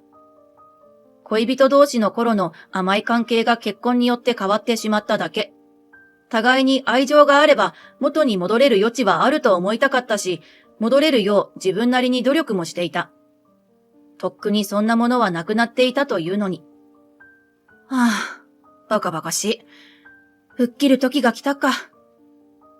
私はしばらく悩んで、一人娘のセナに、お家出よっか、と問いかけた。セナはよくわからないようで、うんと答えるが、私の背中を押すには十分な回答だ。私は娘を連れ、こっそり引っ越した。それから半月。朝早くにインターホンが鳴ったのでモニターを見ると夫が立っていた。扉を開けるなり抱きついてくる夫。もう俺には限界だ。助けてくれ母さん。そっと引き剥がすと、夫は自分が抱きついていた人物の顔を見て目を丸くした。みゆき？なんでここに？みゆきさんはうちに引っ越してきたんだよ。と、私の背後から義母が夫に微笑みかける。は？と、夫はすっとんきょうな声を上げた。お正月も近かったから、嫁は夫の実家で正月を迎えるのが当然なんでしょ？だからお母さんにお願いして、ここに引っ越したの。待て。どういうこと？お前勝手に置き手紙して家出て行ったよね？呆然とする夫にニコニコ微笑む私と義母。どういうことはこっちのセリフだよ、庄司。みゆきさん、一度も実家に帰省してないらしいじゃないか。だって、母さんもみゆきに会いたいって言ってたじゃないか。それは、お前がみゆきさんもうちに来たがってるって言ってたからだよ。実家に帰りたいなら返してやらないとダメだろ？大事なお嬢さんを嫁にもらったという感覚がお前にはなさすぎる。ピシャリ、と厳しく言い放つ義母の言葉に、夫が背筋を正した。だいたい助けてってなんだい？もしかしてお前、みゆきさんがいなくなって家のことが何もできないとか言わないだろうね。義母の問いに目をそらす夫。まあ、図星だろう。なぜなら、着てきた服がヨレヨレだからだ。洗っていないか、ちゃんと畳んでいないか、あるいは干し方が悪いかのどれかだな。情けないね。偉そうに奥さんを縛り付けておいて、自分は何にもできないなんて。夫は義母の言葉にぐうの音も出ず、それは、と気まずそうに言葉を濁すばかりだ。みゆきだって一人で生きていけずにうちの家を頼ってるんだからお互い様だろ。俺だけ責めるなよ。ふんと鼻を鳴らす夫の言葉に、私の堪忍袋の緒が切れた。は？あなたが言ったのよ。嫁は夫の家で正月を迎えるものだって。夫の言いなりになって、いい嫁だって褒めるべきじゃないのかしら、そこは。だいたい自分のこともろくずっぽできずに、いい年して親を頼らなきゃいけないことが恥ずかしくないわけ？人に散々ダメだとか、察する力がないとか言ってたけど、私が出ていくことは察せなかったんでしょ？挙句自分のことも自分でできない。どっちがダメなのよ、ダメ男。日頃、私が牙を剥くことがほとんどなかったからだろう。私の言葉に夫はショックを受け、口をパクパクさせながら青ざめていた。何かを言い返したいのだろうが、その口から言葉は出てこない。私はこれまで、ちゃんと夫を立てて、あなたの言う通りにしてきた。でも、あなたは話し合いすらしないどころか何日も無視。それは、悪かったと思ってる。無視して何も言わないってことは、私にどんな決定をされても OK ってことよね。え？私の言葉に一瞬顔をこわばらせる夫。黙ったあなたが悪いのよ。その時点であなたの負け。離婚するわ。ちょっと待てよ。お前、うちの会社を寿退社までしてるんだぞ。子供も生まれたのに、離婚なんてなったら俺の解消がないみたいじゃないか。実際その通りじゃない。あんたのどこに解消なんてあるのよ。どこにもないね。そう突っ込んでケラケラ笑う義母。夫は母親からの突っ込みに何も言えず黙り込んだ。この通り、私はとっさにお母さんを頼る程度にはあなたの両親が好きよ。でも、あなたは何度ご両親が好きだと私が伝えても一切聞かなかったわね。お前の愛情表現が分かりにくいのが悪いんだ。そうね。それでいいわよ。分かりにくい愛情表現が伝わらなかったからあなたと離婚します。あなたに私の愛情表現を察する力がないからね。今まで自分が発した言葉がまるでブーメランのごとく返ってきて、夫はその場にうなだれた。その後は義母が夫を追い返し、私は夫との離婚が成立するまで娘と共に義実家に置いてもらえたのだが、離婚の話し合いがこれまた難航した。娘の親権が欲しいだの、やり直したいだの、夫が全然離婚に応じなかったからだ。土下座に泣き落とし、ロミオメールと復縁希望の人がやりそうなことは大体やられた。そんなに離婚したくないと思うほどなら、もっと私を大事にすればよかったのにね。今更後悔しても遅いのよってんだ。私自身も法律には疎く、離婚までの流れがこんなに面倒だなんて思っていなかったので、最初は頭を抱えた。夫に拒否されたら離婚ってできないのかと思ったくらいだったし、養育費を払わないと脅された時も、もらえないのと焦ってしまった程度には離婚について何も知らなかった。しかし、妹のつてで離婚に強い弁護士を頼ることができたので、無事に離婚成立。というか、そもそもそんなに難易度の高い離婚ではなかったようだ。勉強になったなぁ、と思える経験だった。娘の親権も問題なく私が持つことになり、時間はかかったが、晴れて私と娘は自由の身となった。娘もうちの両親に会う回数が増えて、離婚してからの方が心なしか楽しそうに見える。元同僚から聞いた話では、夫はあの後、離婚によるストレスからか仕事がさっぱりできなくなり、毎日上の空でミスを連発。そのうちの一つが取引先への発注ミスをしてしまったらしく、会社に大きな不利益を与えるものだった。この件で夫の上司は言及。夫も当然降格され、連帯責任で罰された同じチームの人からは大層恨まれ、社内での立場は非常に悪くなったとか。今では昇進した後輩に立場を抜かれ、上司や同僚からは、あいつのせいで罰された、と陰口を叩かれる日々だという。義母とは娘にとって、おばあちゃんということもあり、夫に黙って時々会っている。娘も義母が好きなようで、去年の夏は一緒に夏祭りに行き、たくさん綿飴を買ってもらったとご満悦だった。私より甘やかしてくれるから、ママよりおばあちゃんが好きなんだってさ。仕方ないでしょ？親は子供に厳しくある立場なんだから。だ。なんて言いつつ、私が風邪をひいた時には半べそをかきながら、ママ苦しい？元気出してねと、必死で冷却シートを取り替えてくれるような子だ。なんだかんだで親子の絆は深いと思う。娘はうちの両親にもすっかり懐いており、長期休暇の時は絶対に遊びに行きたいという。妹の娘と会うのも楽しみなようで、ディズニーランドよりも祖父母の家が好きという面白い子である。あれ、なんか本当に私よりおじいちゃんおばあちゃんや姪っ子の方が娘に好かれてる気がしてきたぞ。ママ不安になってきた。でも授業参観で一番好きな人はママって言ってくれたの忘れないからね。これからも娘の一番でいられるように頑張ろう。今年の誕生日はあの子が大好きなチョコレートタルトを作ってあげるんだ。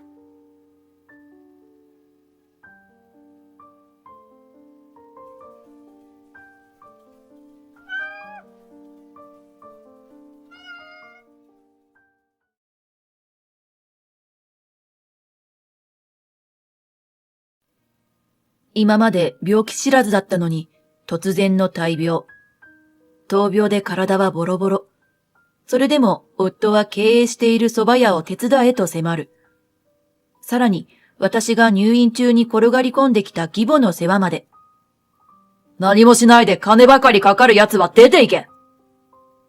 思うように動けずにいると役立たずと罵られ、挙句に娘のところへ追いやられてしまった。娘に役立たずババアを押し付けたつもりだろうけれど、後悔するのはどっちかしら。私は藤田優子、55歳。蕎麦屋を営む夫に嫁いで30年。最初は戸惑いもあったけど、もともと人と話すのが好きなので、蕎麦屋の接客は楽しかった。ところが、これまで病気知らずで元気に働いてきたのに、突然大病を患ってしまったのだ。今までずっと働き詰めだったんだから、少し休んだらいいよ。と、一人娘の由美は言ってくれたけど、夫の方はそんな風には思っていないようだった。蕎麦屋は長年夫の清と二人で営んできた。もともと義父が始めた店だったけど、義父は早くに他界。若くして夫が店を継いだのだ。忙しい時は義母や娘に手伝ってもらいながら、なんとか夫婦だけでやってきた。私が入院してからは、店は休業することにしたらしい。他に従業員はいないし、夫一人では店を開けるのは無理だろう。義母は高齢だし、由美は結婚して、夫の宗太くんと弁当屋を営んでいるので、今は実家の店を手伝う余裕などない。手術を終え、退院することになったけど、治療はまだまだ続く。その副作用で体はボロボロ。家に帰ってもしばらくはのんびりさせてもらおう。そう思っていたのだけど、退院して家に帰ると義母がいた。2、3日泊まっていくという感じではない。1階の来客用にしていた和室にまだ開けていない段ボールが3箱。それにタンスまで置いてあった。明らかにここに住む気だ。80歳を過ぎて一人で暮らしているので、いずれうちに来てもらうことになるだろうとは思っていた。でも、私が入院中に何の相談もなく一緒に暮らし始めるなんて。夫は真面目で腕はいいのだが、職人気質で妥協を許さない面がある。それでいて、実はマザコンだ。義母の言うことは何でも聞いてしまう。今回だって私がいないのをいいことに転がり込んできたのだろう。お母さん、引っ越してきたんですか？自宅はどうするんですか？私が聞くと、残り少ない余生を大切な息子と二人で暮らしたいと思って何が悪い？と答えた。義母の言葉が引っかかる。二人で？そうだよ。あんたはもう帰ってこないと思っていたからね。大きな病気はしたけど、もう一度元気になってお店に立ちたいという一心で、手術も治療も頑張ってきたのに、義母の言葉が心に突き刺さった。そんな風に思われていたなんて。私が退院すると、夫はすぐに店を開けた。私はまだ治療中で副作用もあり、動ける状態ではない。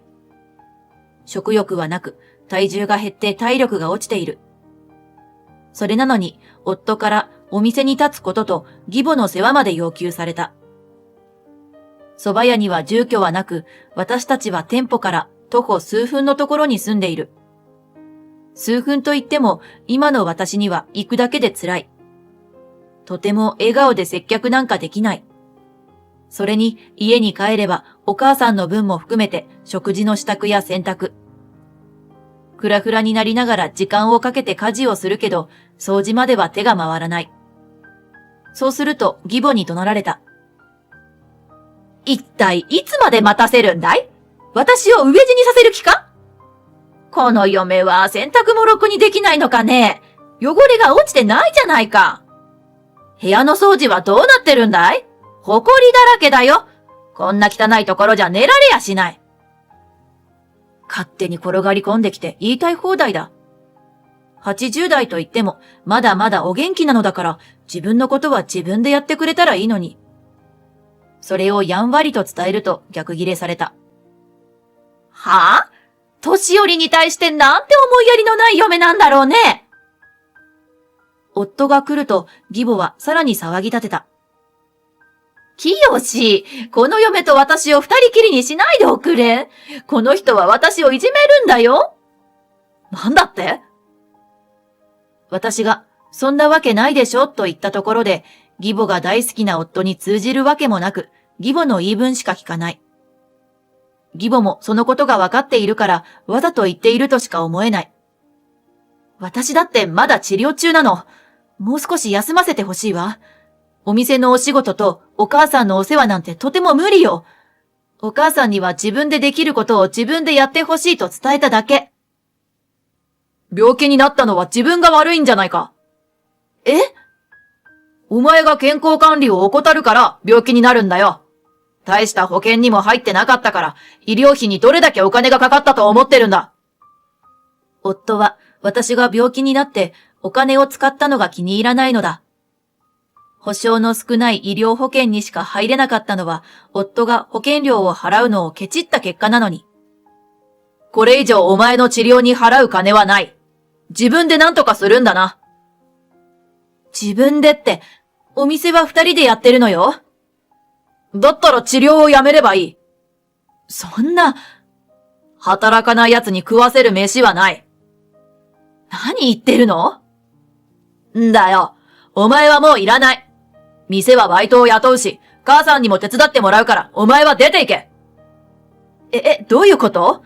長年二人でお店を守ってきたのに、なんでそんなこと言うの？働けないなら一緒にやる意味がないだろ。お前が元気で仕事ができるなら、今まで通り置いてやる。だが、何もしないで金ばかりかかる奴はここには置いておけない。そうして夫に突きつけられた。離婚届だ。これでやっと邪魔者はいなくなるね。夫の横で義母が笑っていた。私は夫から離婚届をもぎ取るようにして家を飛び出した。飛び出したところで行くあてはないのだけど、勢いでそうしてしまったのだ。あそこまで言われて家に帰るわけにはいかない。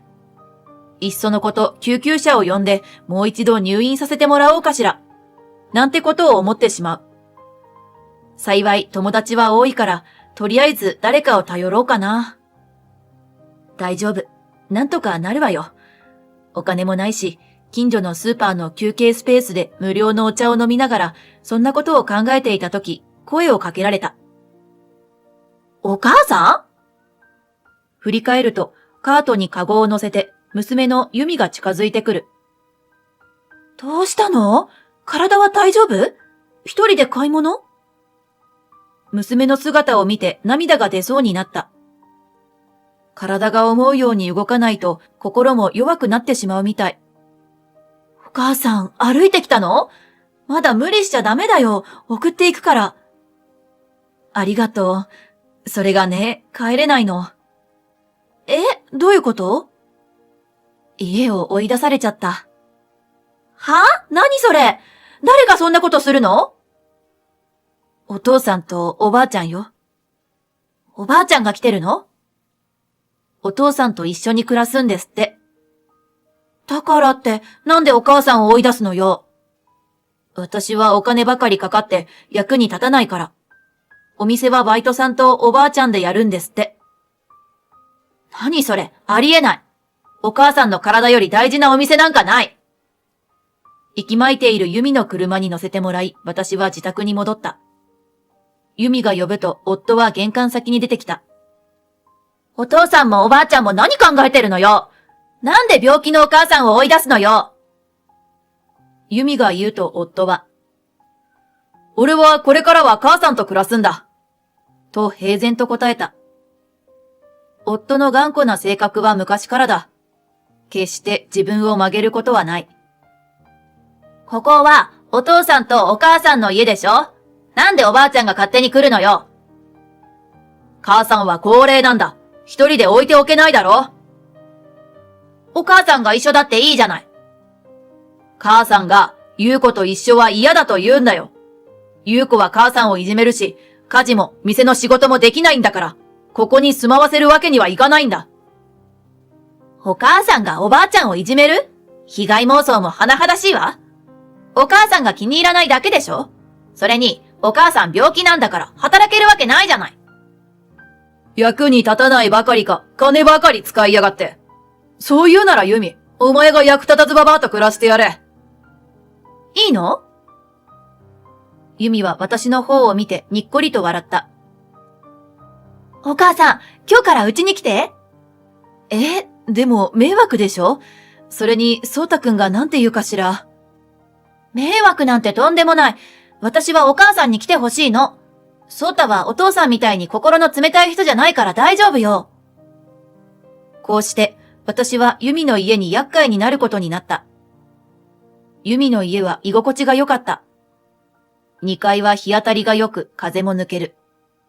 1階には店舗があるので人の出入りがあり、話し声が聞こえてくるけど、弁当屋なのでそれほど騒がしいわけではない。ユミたちはほとんど1階で生活しているため、2階は自由にしていいと言われた。そうたくんも心よく受け入れてくれて本当にありがたい。心配はしてくれるけど干渉はせず、適度に放っておいてくれるため、のんびりと日々を過ごすことができた。おかげで私の体調も良くなってきて、食欲も出てきた。そうすると動きたくなってくる。私はエプロンをつけて弁当屋の厨房に立ってみた。ユミがびっくりして言う。お母さん、そんなことしなくていいのに。ありがとう。おかげでだいぶ体も楽になったから、少し動きたくなっちゃった。できることがあったら手伝わせて。じゃあ、無理のないようにお願いするわ。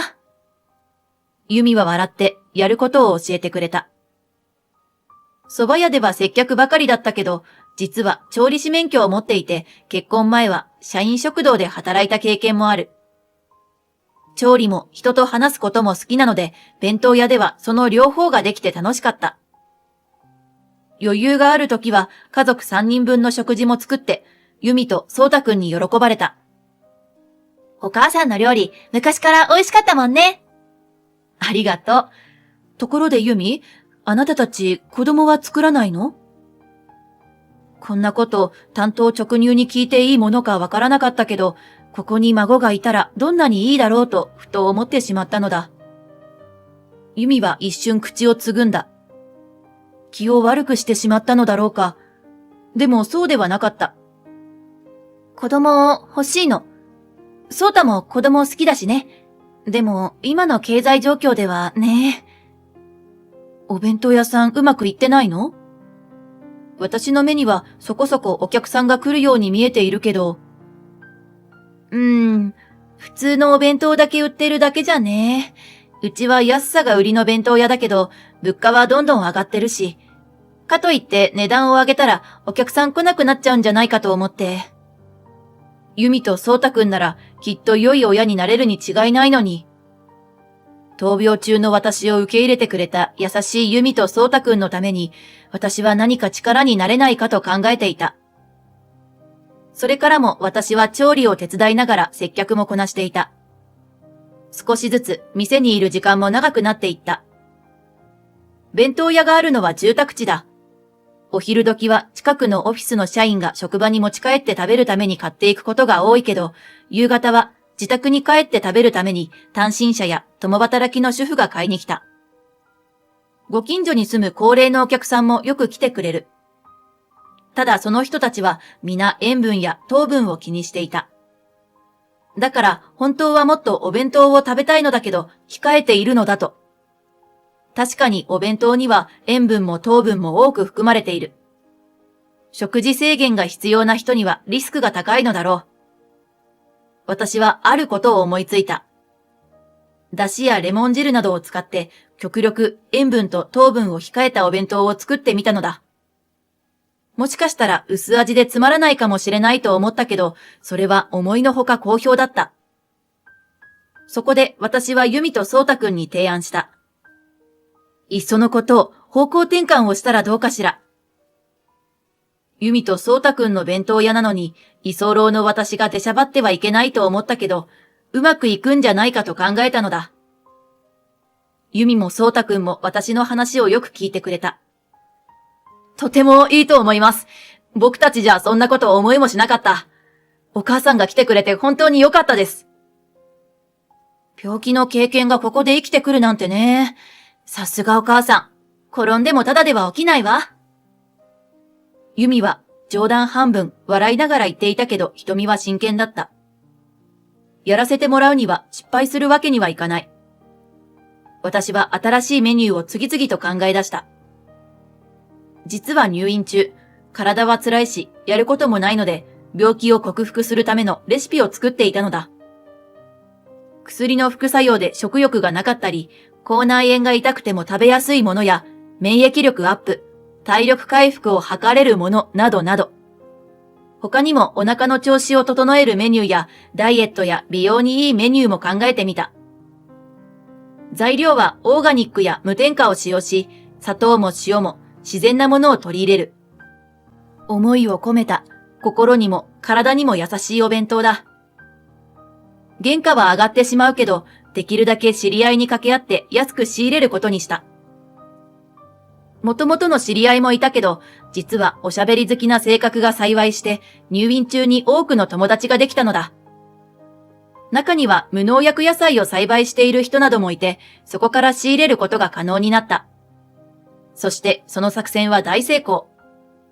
世間で健康志向が高まっていることもあって、多くのお客さんが来てくれるようになった。評判は口コミで広がり、遠方から足を運んでくれる人もいた。それだけでなく、健康相談をしてくるお客さんもいたため、私はその人に合ったお弁当を提案。メニューにないものでも特別に作ることもあった。毎日忙しく過ごしているうちに、私の体はどんどん元気になっていった。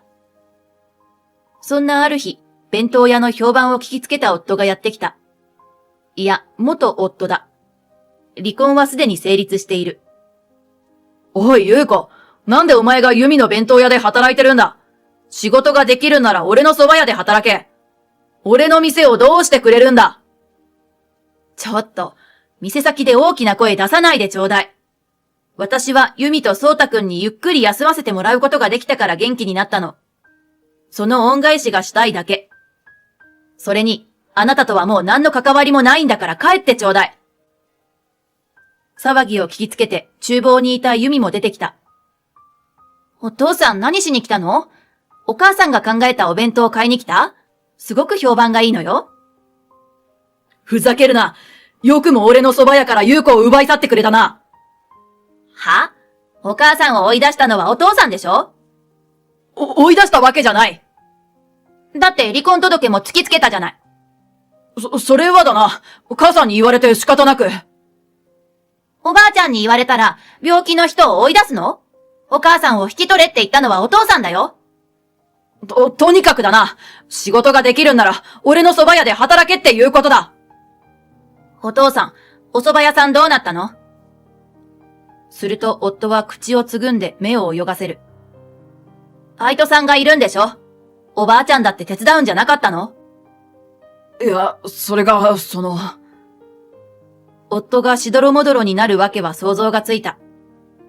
頑固で威張ってばかりいる店主のもとでアルバイトをしたいという人がいるだろうか。バイトさん来ないんでしょ？え？来てもすぐ辞めちゃうんでしょ？いや、それは。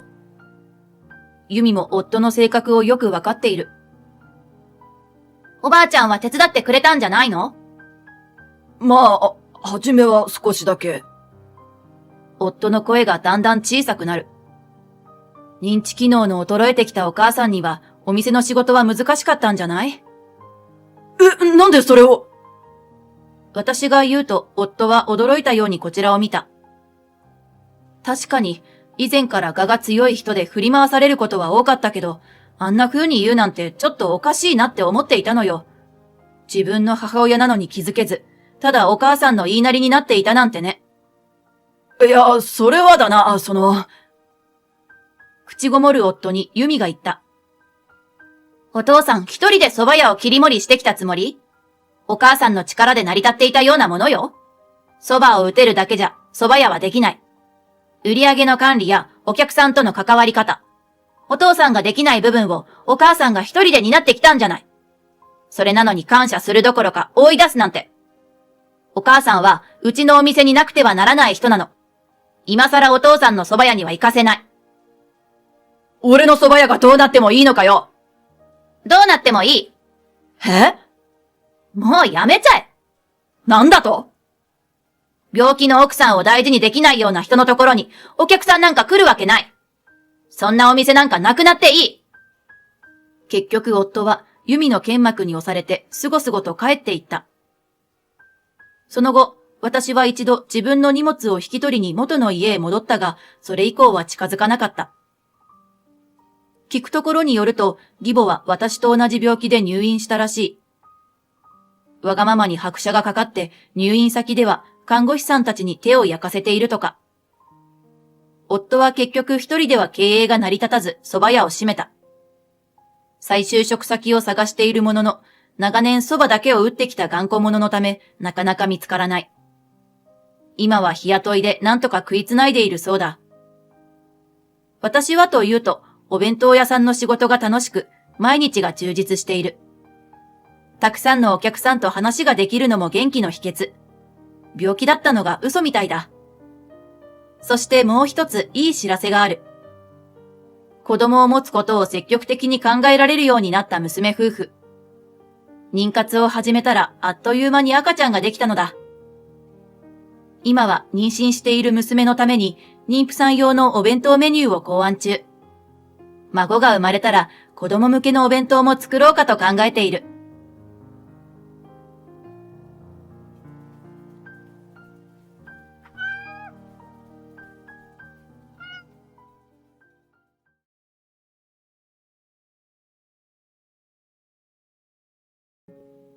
あなたみたいな汚い人、呼んだ覚えはないわよ。あんたみたいな清掃員は、結婚式が終わった後のゴミ拾いでもしていりゃいいのよ。ウェディングドレス姿の花嫁が鬼の形相でがなり立てる。しかし、一人の男性の登場によって、鬼花嫁は黙り込むことになるのだった。私の名前は優子、30歳。ホテルの客室清掃の仕事をしている。清掃員の仕事をしているというと、若いのに、と言われることも多いが、若くて助かったこともある。客室清掃は体力勝負なのだ。中腰も多いし、時間との勝負。とにかく勤務時間中は止まることなく常に動き回っている。先輩は私の母と同世代なので、腰痛に悩まされているようだ。世間から見ればきつい仕事かもしれないが、たまにチップをいただいたり、宿泊したお客様が未開封のお菓子に、これどうぞ、とメモを残して置いていってくれることもある。ほっこりする瞬間だ。私の家族は母と兄のひろゆき、そして私の3人だ。父は私が小さい頃他界した。私はまだ小さかったので、父の記憶はあまりないが、笑顔の父に肩車をしてもらったことをうっすらと覚えている。父が他界した後、母は兄と私を女手一つで育ててくれた。母は私たち兄弟のために朝も夜も忙しく働いていた。女手一つで兄と私を育てることは想像以上に大変だったのだろう。兄が大学の卒業を控え、就職が決まる頃になると、ほっとしたのか体調を崩してしまった。私と兄は4つ違いだったため、私も高校を卒業する年になっていた。優子も大学に行っていいのよ。遠慮しないで。と母は言ってくれてはいたが、私はあまり勉強が好きではないし、とにかく母にゆっくりしてもらいたかった。私はできるだけお母さんのそばにいたい。今までお兄ちゃんと私のために頑張ってくれたんだもの。お兄ちゃんも立派な会社に就職が決まったし、私も高校を卒業したら何か仕事はしようと思うけど、できるだけお母さんのそばにいる時間が取れる仕事を見つけるよ。そんな、いいのかい？でも、優子がそばにいてくれたらお母さんも安心だよ。ありがとう。そうして私は高校の先生に事情を話して母の看病をしながら働ける仕事を紹介してもらった。それが今働いているホテルの客室清掃を請け負っている会社だ。客室の清掃はお客様がチェックアウトした10時からチェックイン前の2時半までの仕事だ。後の時間は母の看病や家事に使える。私はもともと家にいるのが好きなので、そんな生活も全然苦にはならなかった。むしろ今まで忙しかった母と一緒にいられる時間は宝物のようだった。勤務時間が短い分、収入はあまり多くはなかったが、足りない分は兄が助けてくれた。兄は飲料を扱う、名前を聞いたら誰でも知っている大手の会社に勤めている。小さい頃から勉強も運動もできて、母や私にも優しくて自慢の兄だった。当然大学に進み、いい会社に就職もした。普通なら、そんな兄と比べて私は、と思ってしまうのだろうが、私は本当に兄が大好きで尊敬していたので、立派な兄を誇らしく思うだけだった。優子、いつもお母さんの世話をして家のこともしてくれて、本当にありがとうな。兄はそう言って、いつも優しい言葉をかけてくれた。兄の会社は全国、そして海外にも支店があるので、転勤も多く、就職と同時に家を出てしまったが、時間があるときは連絡をくれて、困ったことがあったらいつでも言えよ。と、母と私を気遣ってくれるのだ。あるとき、そんな兄から電話があった。優子、元気か？元気だよ。母さんはどうだ？今は調子良さそうだよ。完治まではまだかかりそうだけど、最近は少しずつ外に散歩にも行けるようになったよ。そうか。いつもありがとうな。お兄ちゃんこそ仕事忙しいんでしょ？今日はどうしたの？実はさ、少し前から付き合ってる彼女がいて、お前と母さんに紹介したいんだ。お兄ちゃんついに結婚？まあ、そうできればと思ってるよ。今度の日曜会えないか？もちろんだよ。楽しみだな。ね、どんな人なの？それは会ってからのお楽しみだよ。楽しみにしてるね。どんな人なんだろう。兄のお付き合いしてる人だ。きっと素敵な人なんだろうな。そして日曜日、兄と兄の彼女が家にやってきた。優子、ただいま。お兄ちゃんお帰り。お帰り。母さん、起きてて大丈夫なのか？大丈夫よ。優子が家のこともやってくれるから、本当に助かっているわ。紹介するよ。美穂さんだ。はじめまして。兄の後ろにいた美穂さんが挨拶をする。兄が選ぶ人だ。悔しいけど、やっぱり綺麗。もしかして、私と同じぐらいの年かな。はじめまして。ちょっと遠慮がちになってしまった私。はじめまして。美穂さん、どうぞどうぞ。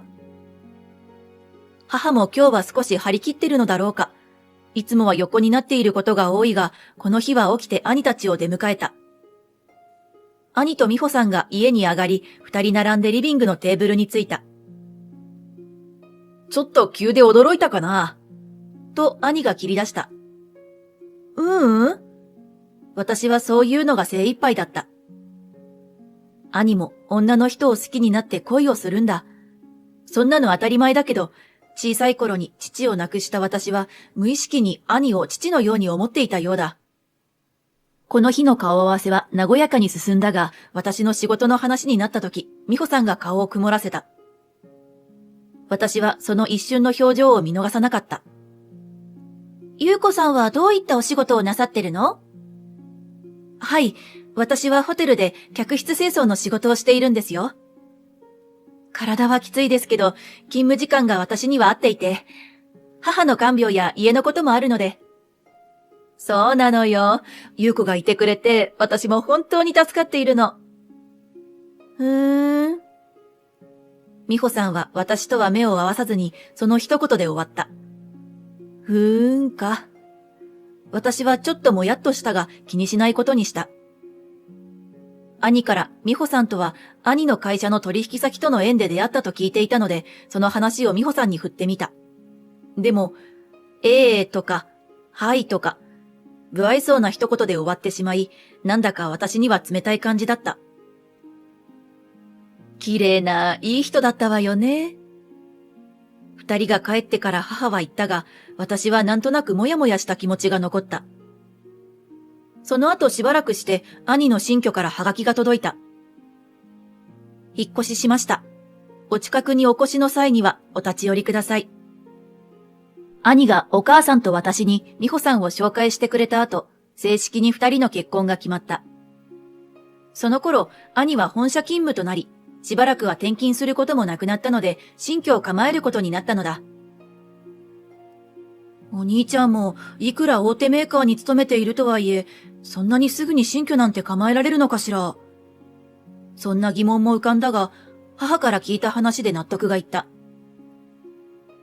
ひろゆきから聞いたんだけど、美穂さんのお父様ね、大きな会社の専務さんをしているらしくて、新居の費用もかなり助けてくださっているらしいの。先方にご挨拶に行くのが筋だけど、私もこんな体で。そっか、大きな会社の専務さんの娘か。ちょっときつい感じもあったけど、お兄ちゃん大丈夫かな。そんなことを思いながら、もう一度ハガキを見たとき、私はあることに気がついた。引っ越しを知らせるハガキに、兄の直筆のメッセージがなかった。珍しいな。兄は就職して家を出てからも、引っ越しのたびにハガキをくれたけど、必ず兄の直筆のメッセージがあったのだ。結婚の準備に忙しいのだろうか。少し気になって私は兄に電話してみた。おう、優子か。お兄ちゃん、引っ越しのハガキ届いたよ。あれ、そうなのか。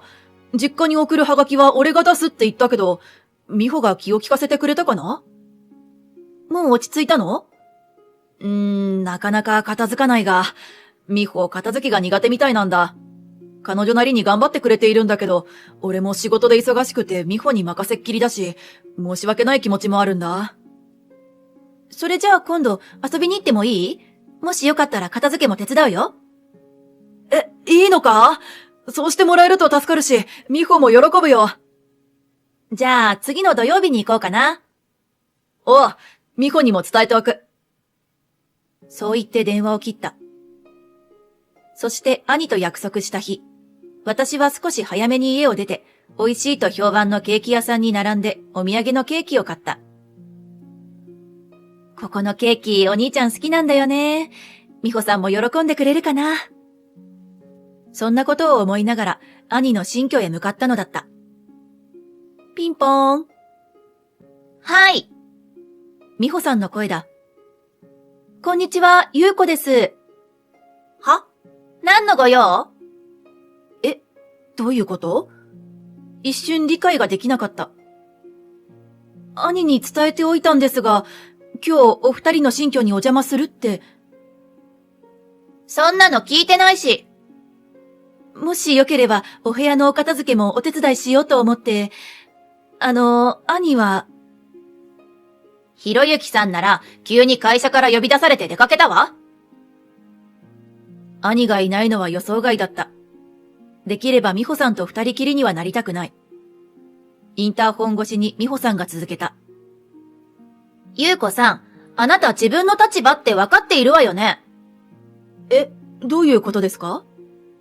清掃の仕事なんて、そんな仕事してる人を新居に入れるわけないじゃない。この人は何を言っているのだろう。私は頭が真っ白になり、それと同時に顔がカーッと熱くなった。予想外のことに返す言葉が見つからず黙っていると、お構いなしに美穂さんが続ける。とにかく、あなたみたいな汚い人、家に入れたくないのよ。片付けを手伝うですって？冗談じゃないわ。いつもゴミ拾いばかりしてる。そんな汚い手で私の家のものに触れられたくないわよ。わかった？わかったらさっさとお帰りください。もう悲しいやら腹が立つやらで、私は、ケーキを買ってきたので、と返すのがやっとだった。そして美穂さんはまたも衝撃的な一言を放った。いらないわ。汚い人からもらったものなんて食べられるわけないでしょ？そんな、いろんな感情が頭をぐるぐるする。私はそんな風に言われなきゃならない人間なの？本当にお兄ちゃんはこの人を選んだの？わからない。なんかもういろいろわからない。とりあえず玄関に買ったケーキを置き、今日は帰ることにした。そういえば、兄と美穂さんがうちに初めて来た時、私の仕事を聞いた途端、美穂さんが冷たくなったことがあったっけ？そんなことを思い返しながら、溢れそうになる涙とイライラする気持ちを抑えて、私は家に帰った。このことを兄に話そうかとも思ったが、もうすぐ結婚式を控えた二人に水を差すのも気が引けて、兄には話せなかった。あの時買っていったケーキはどうしたのだろう。兄が何も言ってこないということは、兄の手元には届いていないのだろう。美穂さんのあの様子なら、きっと私が帰った後に捨ててしまったに違いない。そんなもやもやした気持ちで過ごしながらも、またいつもの生活を続けているうちに、あの日のことは忘れかけていた。そして明日はいよいよ兄の結婚式だ。そういえば、招待状って届いていただろうか。私は母に聞いてみた。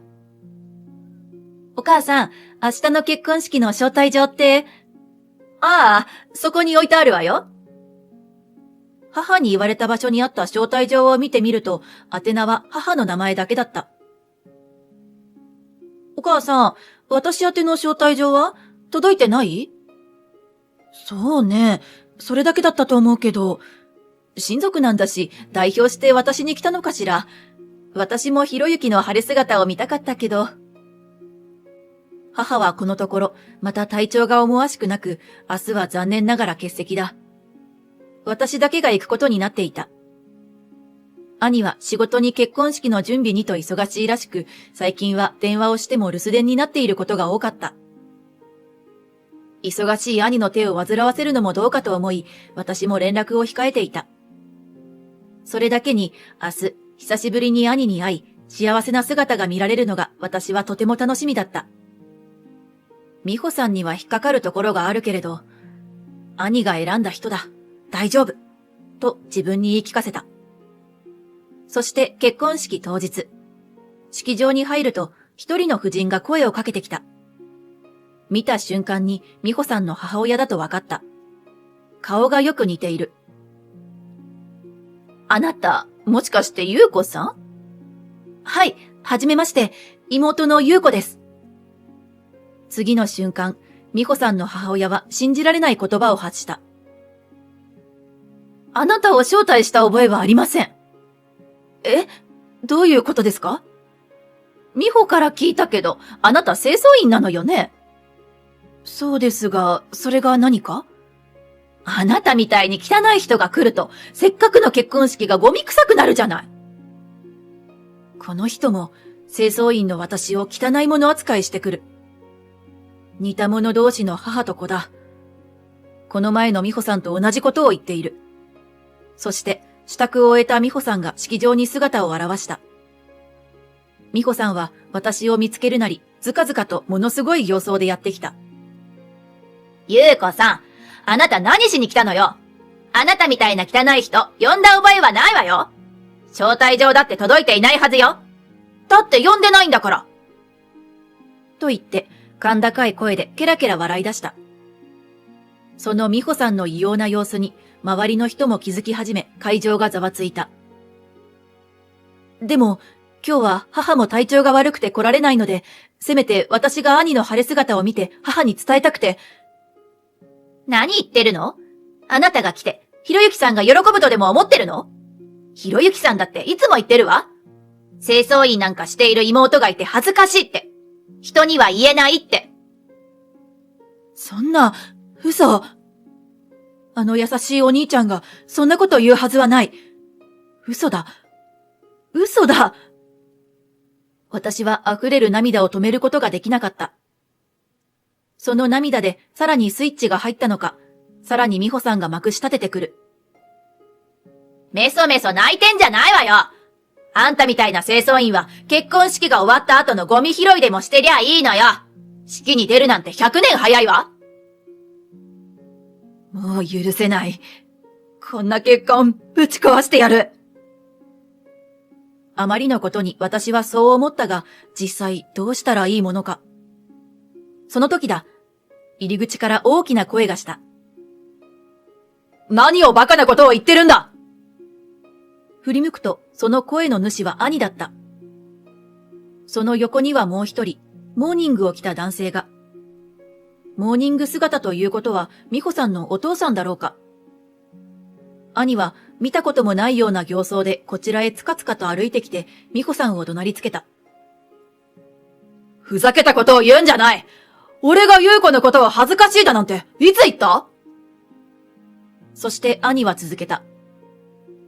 美穂、お前、もしかして優子が来てくれると言った日、優子を家にあげなかったんじゃないだろうな。なんでそんなこと？片付けが苦手なお前を手伝ってくれるって優子が言ってくれたんだ。それなのに仕事を切り上げて帰ってみると家は片付いていない。お前は優子が急に都合が悪くなって来れなくなったと言っていたが、その日の夜、ゴミ箱にケーキ屋の箱が捨ててあるのを見たんだ。それを見てなんかおかしいと思っていた。もしかしてお前、優子が買ってきてくれたものを捨てたのか？兄のものすごい剣幕に美穂さんはタジタジだ。だって、それは汚い。汚いとはなんだ！いつの間にかモーニングの男性が私たちの横に来て美穂さんを一括した。落ち着いたトーンだが、その声は一本の太い線のようによく通り、ものすごい重厚感があった。そしてその男性を見て私は固まった。あなたは…私が客室清掃の仕事をしているとき、たまに出会う父のような年齢の男性がいる。いつも頑張ってるね。綺麗にしてくれてありがとう。お客様からも、ここのホテルはいつも掃除が行き届いていて綺麗だと評判がいいんだ。君たちのおかげだ。清掃の先輩から聞いた話だと、このホテルグループの専務だそうだ。私たちから見たら、雲の上のような存在なのに、いつも優しく声をかけてくれて、その言葉で一層頑張ろうと思えたのだった。専務さん。モーニング姿の男性はその人だった。そういえば母も、美穂さんのお父さんが大きな会社の専務をしていると言っていた。それにしても、私の働いているホテルグループの専務だったなんて。優子さん、美穂が失礼なことを言って、本当に申し訳なかった。いつも君の丁寧な仕事ぶりは本当に素晴らしいと思っている。私たちのホテルはパーティー用や客室にひろゆきくんの会社の飲料を使わせてもらっていてね。それが縁でひろゆきくんと出会った。ひろゆきくんは礼儀も正しく本当にいい男だ。こんな気持ちのいい男と結婚してくれたら美穂も少しは変わると思ってね。ひろゆきくんに紹介したんだが。小さい頃から甘やかして育ててしまったのか、少しわがままだとは思っていたが、まさかこんなにひどいとは思わなかったよ。ひろゆきくん、そしてゆうこさん、本当に申し訳ない。そして、美穂さんの父は自分の妻の方を向き、お前も何なんだ。美穂だけならまだしも。娘と一緒になって私の大切なスタッフになんてことを言うんだ。私はホテルのスタッフを家族以上に思っている。その大切な家族に汚いとは何だ。専務の言葉に周りの人も皆うなずいている。何よ。優子さんがパパのホテルで働いていたなんて、そんなの知らないわよ。なんで教えないのよ。知ってたとか知らんとか、そんなことは関係ない。お前のような家事手伝い、いや、料理一つ、片付け一つできない女が何を言ってるんだ。もう会場の人たちは全員、私たちを囲んで騒動を見守っている。この会場の全員を敵に回してしまった美穂さんは、もうその場にはいられなくなったのだろう。何よ、みんなして。もう知らない。そう言って式場を飛び出してしまった。美穂？美穂さんのお母さんも後を追って慌てて式場を出て行った。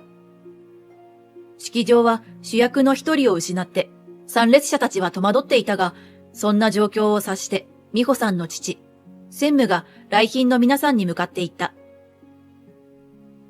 皆さん、今日は私の身内のことで大変恥ずかしいところを見せてしまいました。本当に申し訳ありません。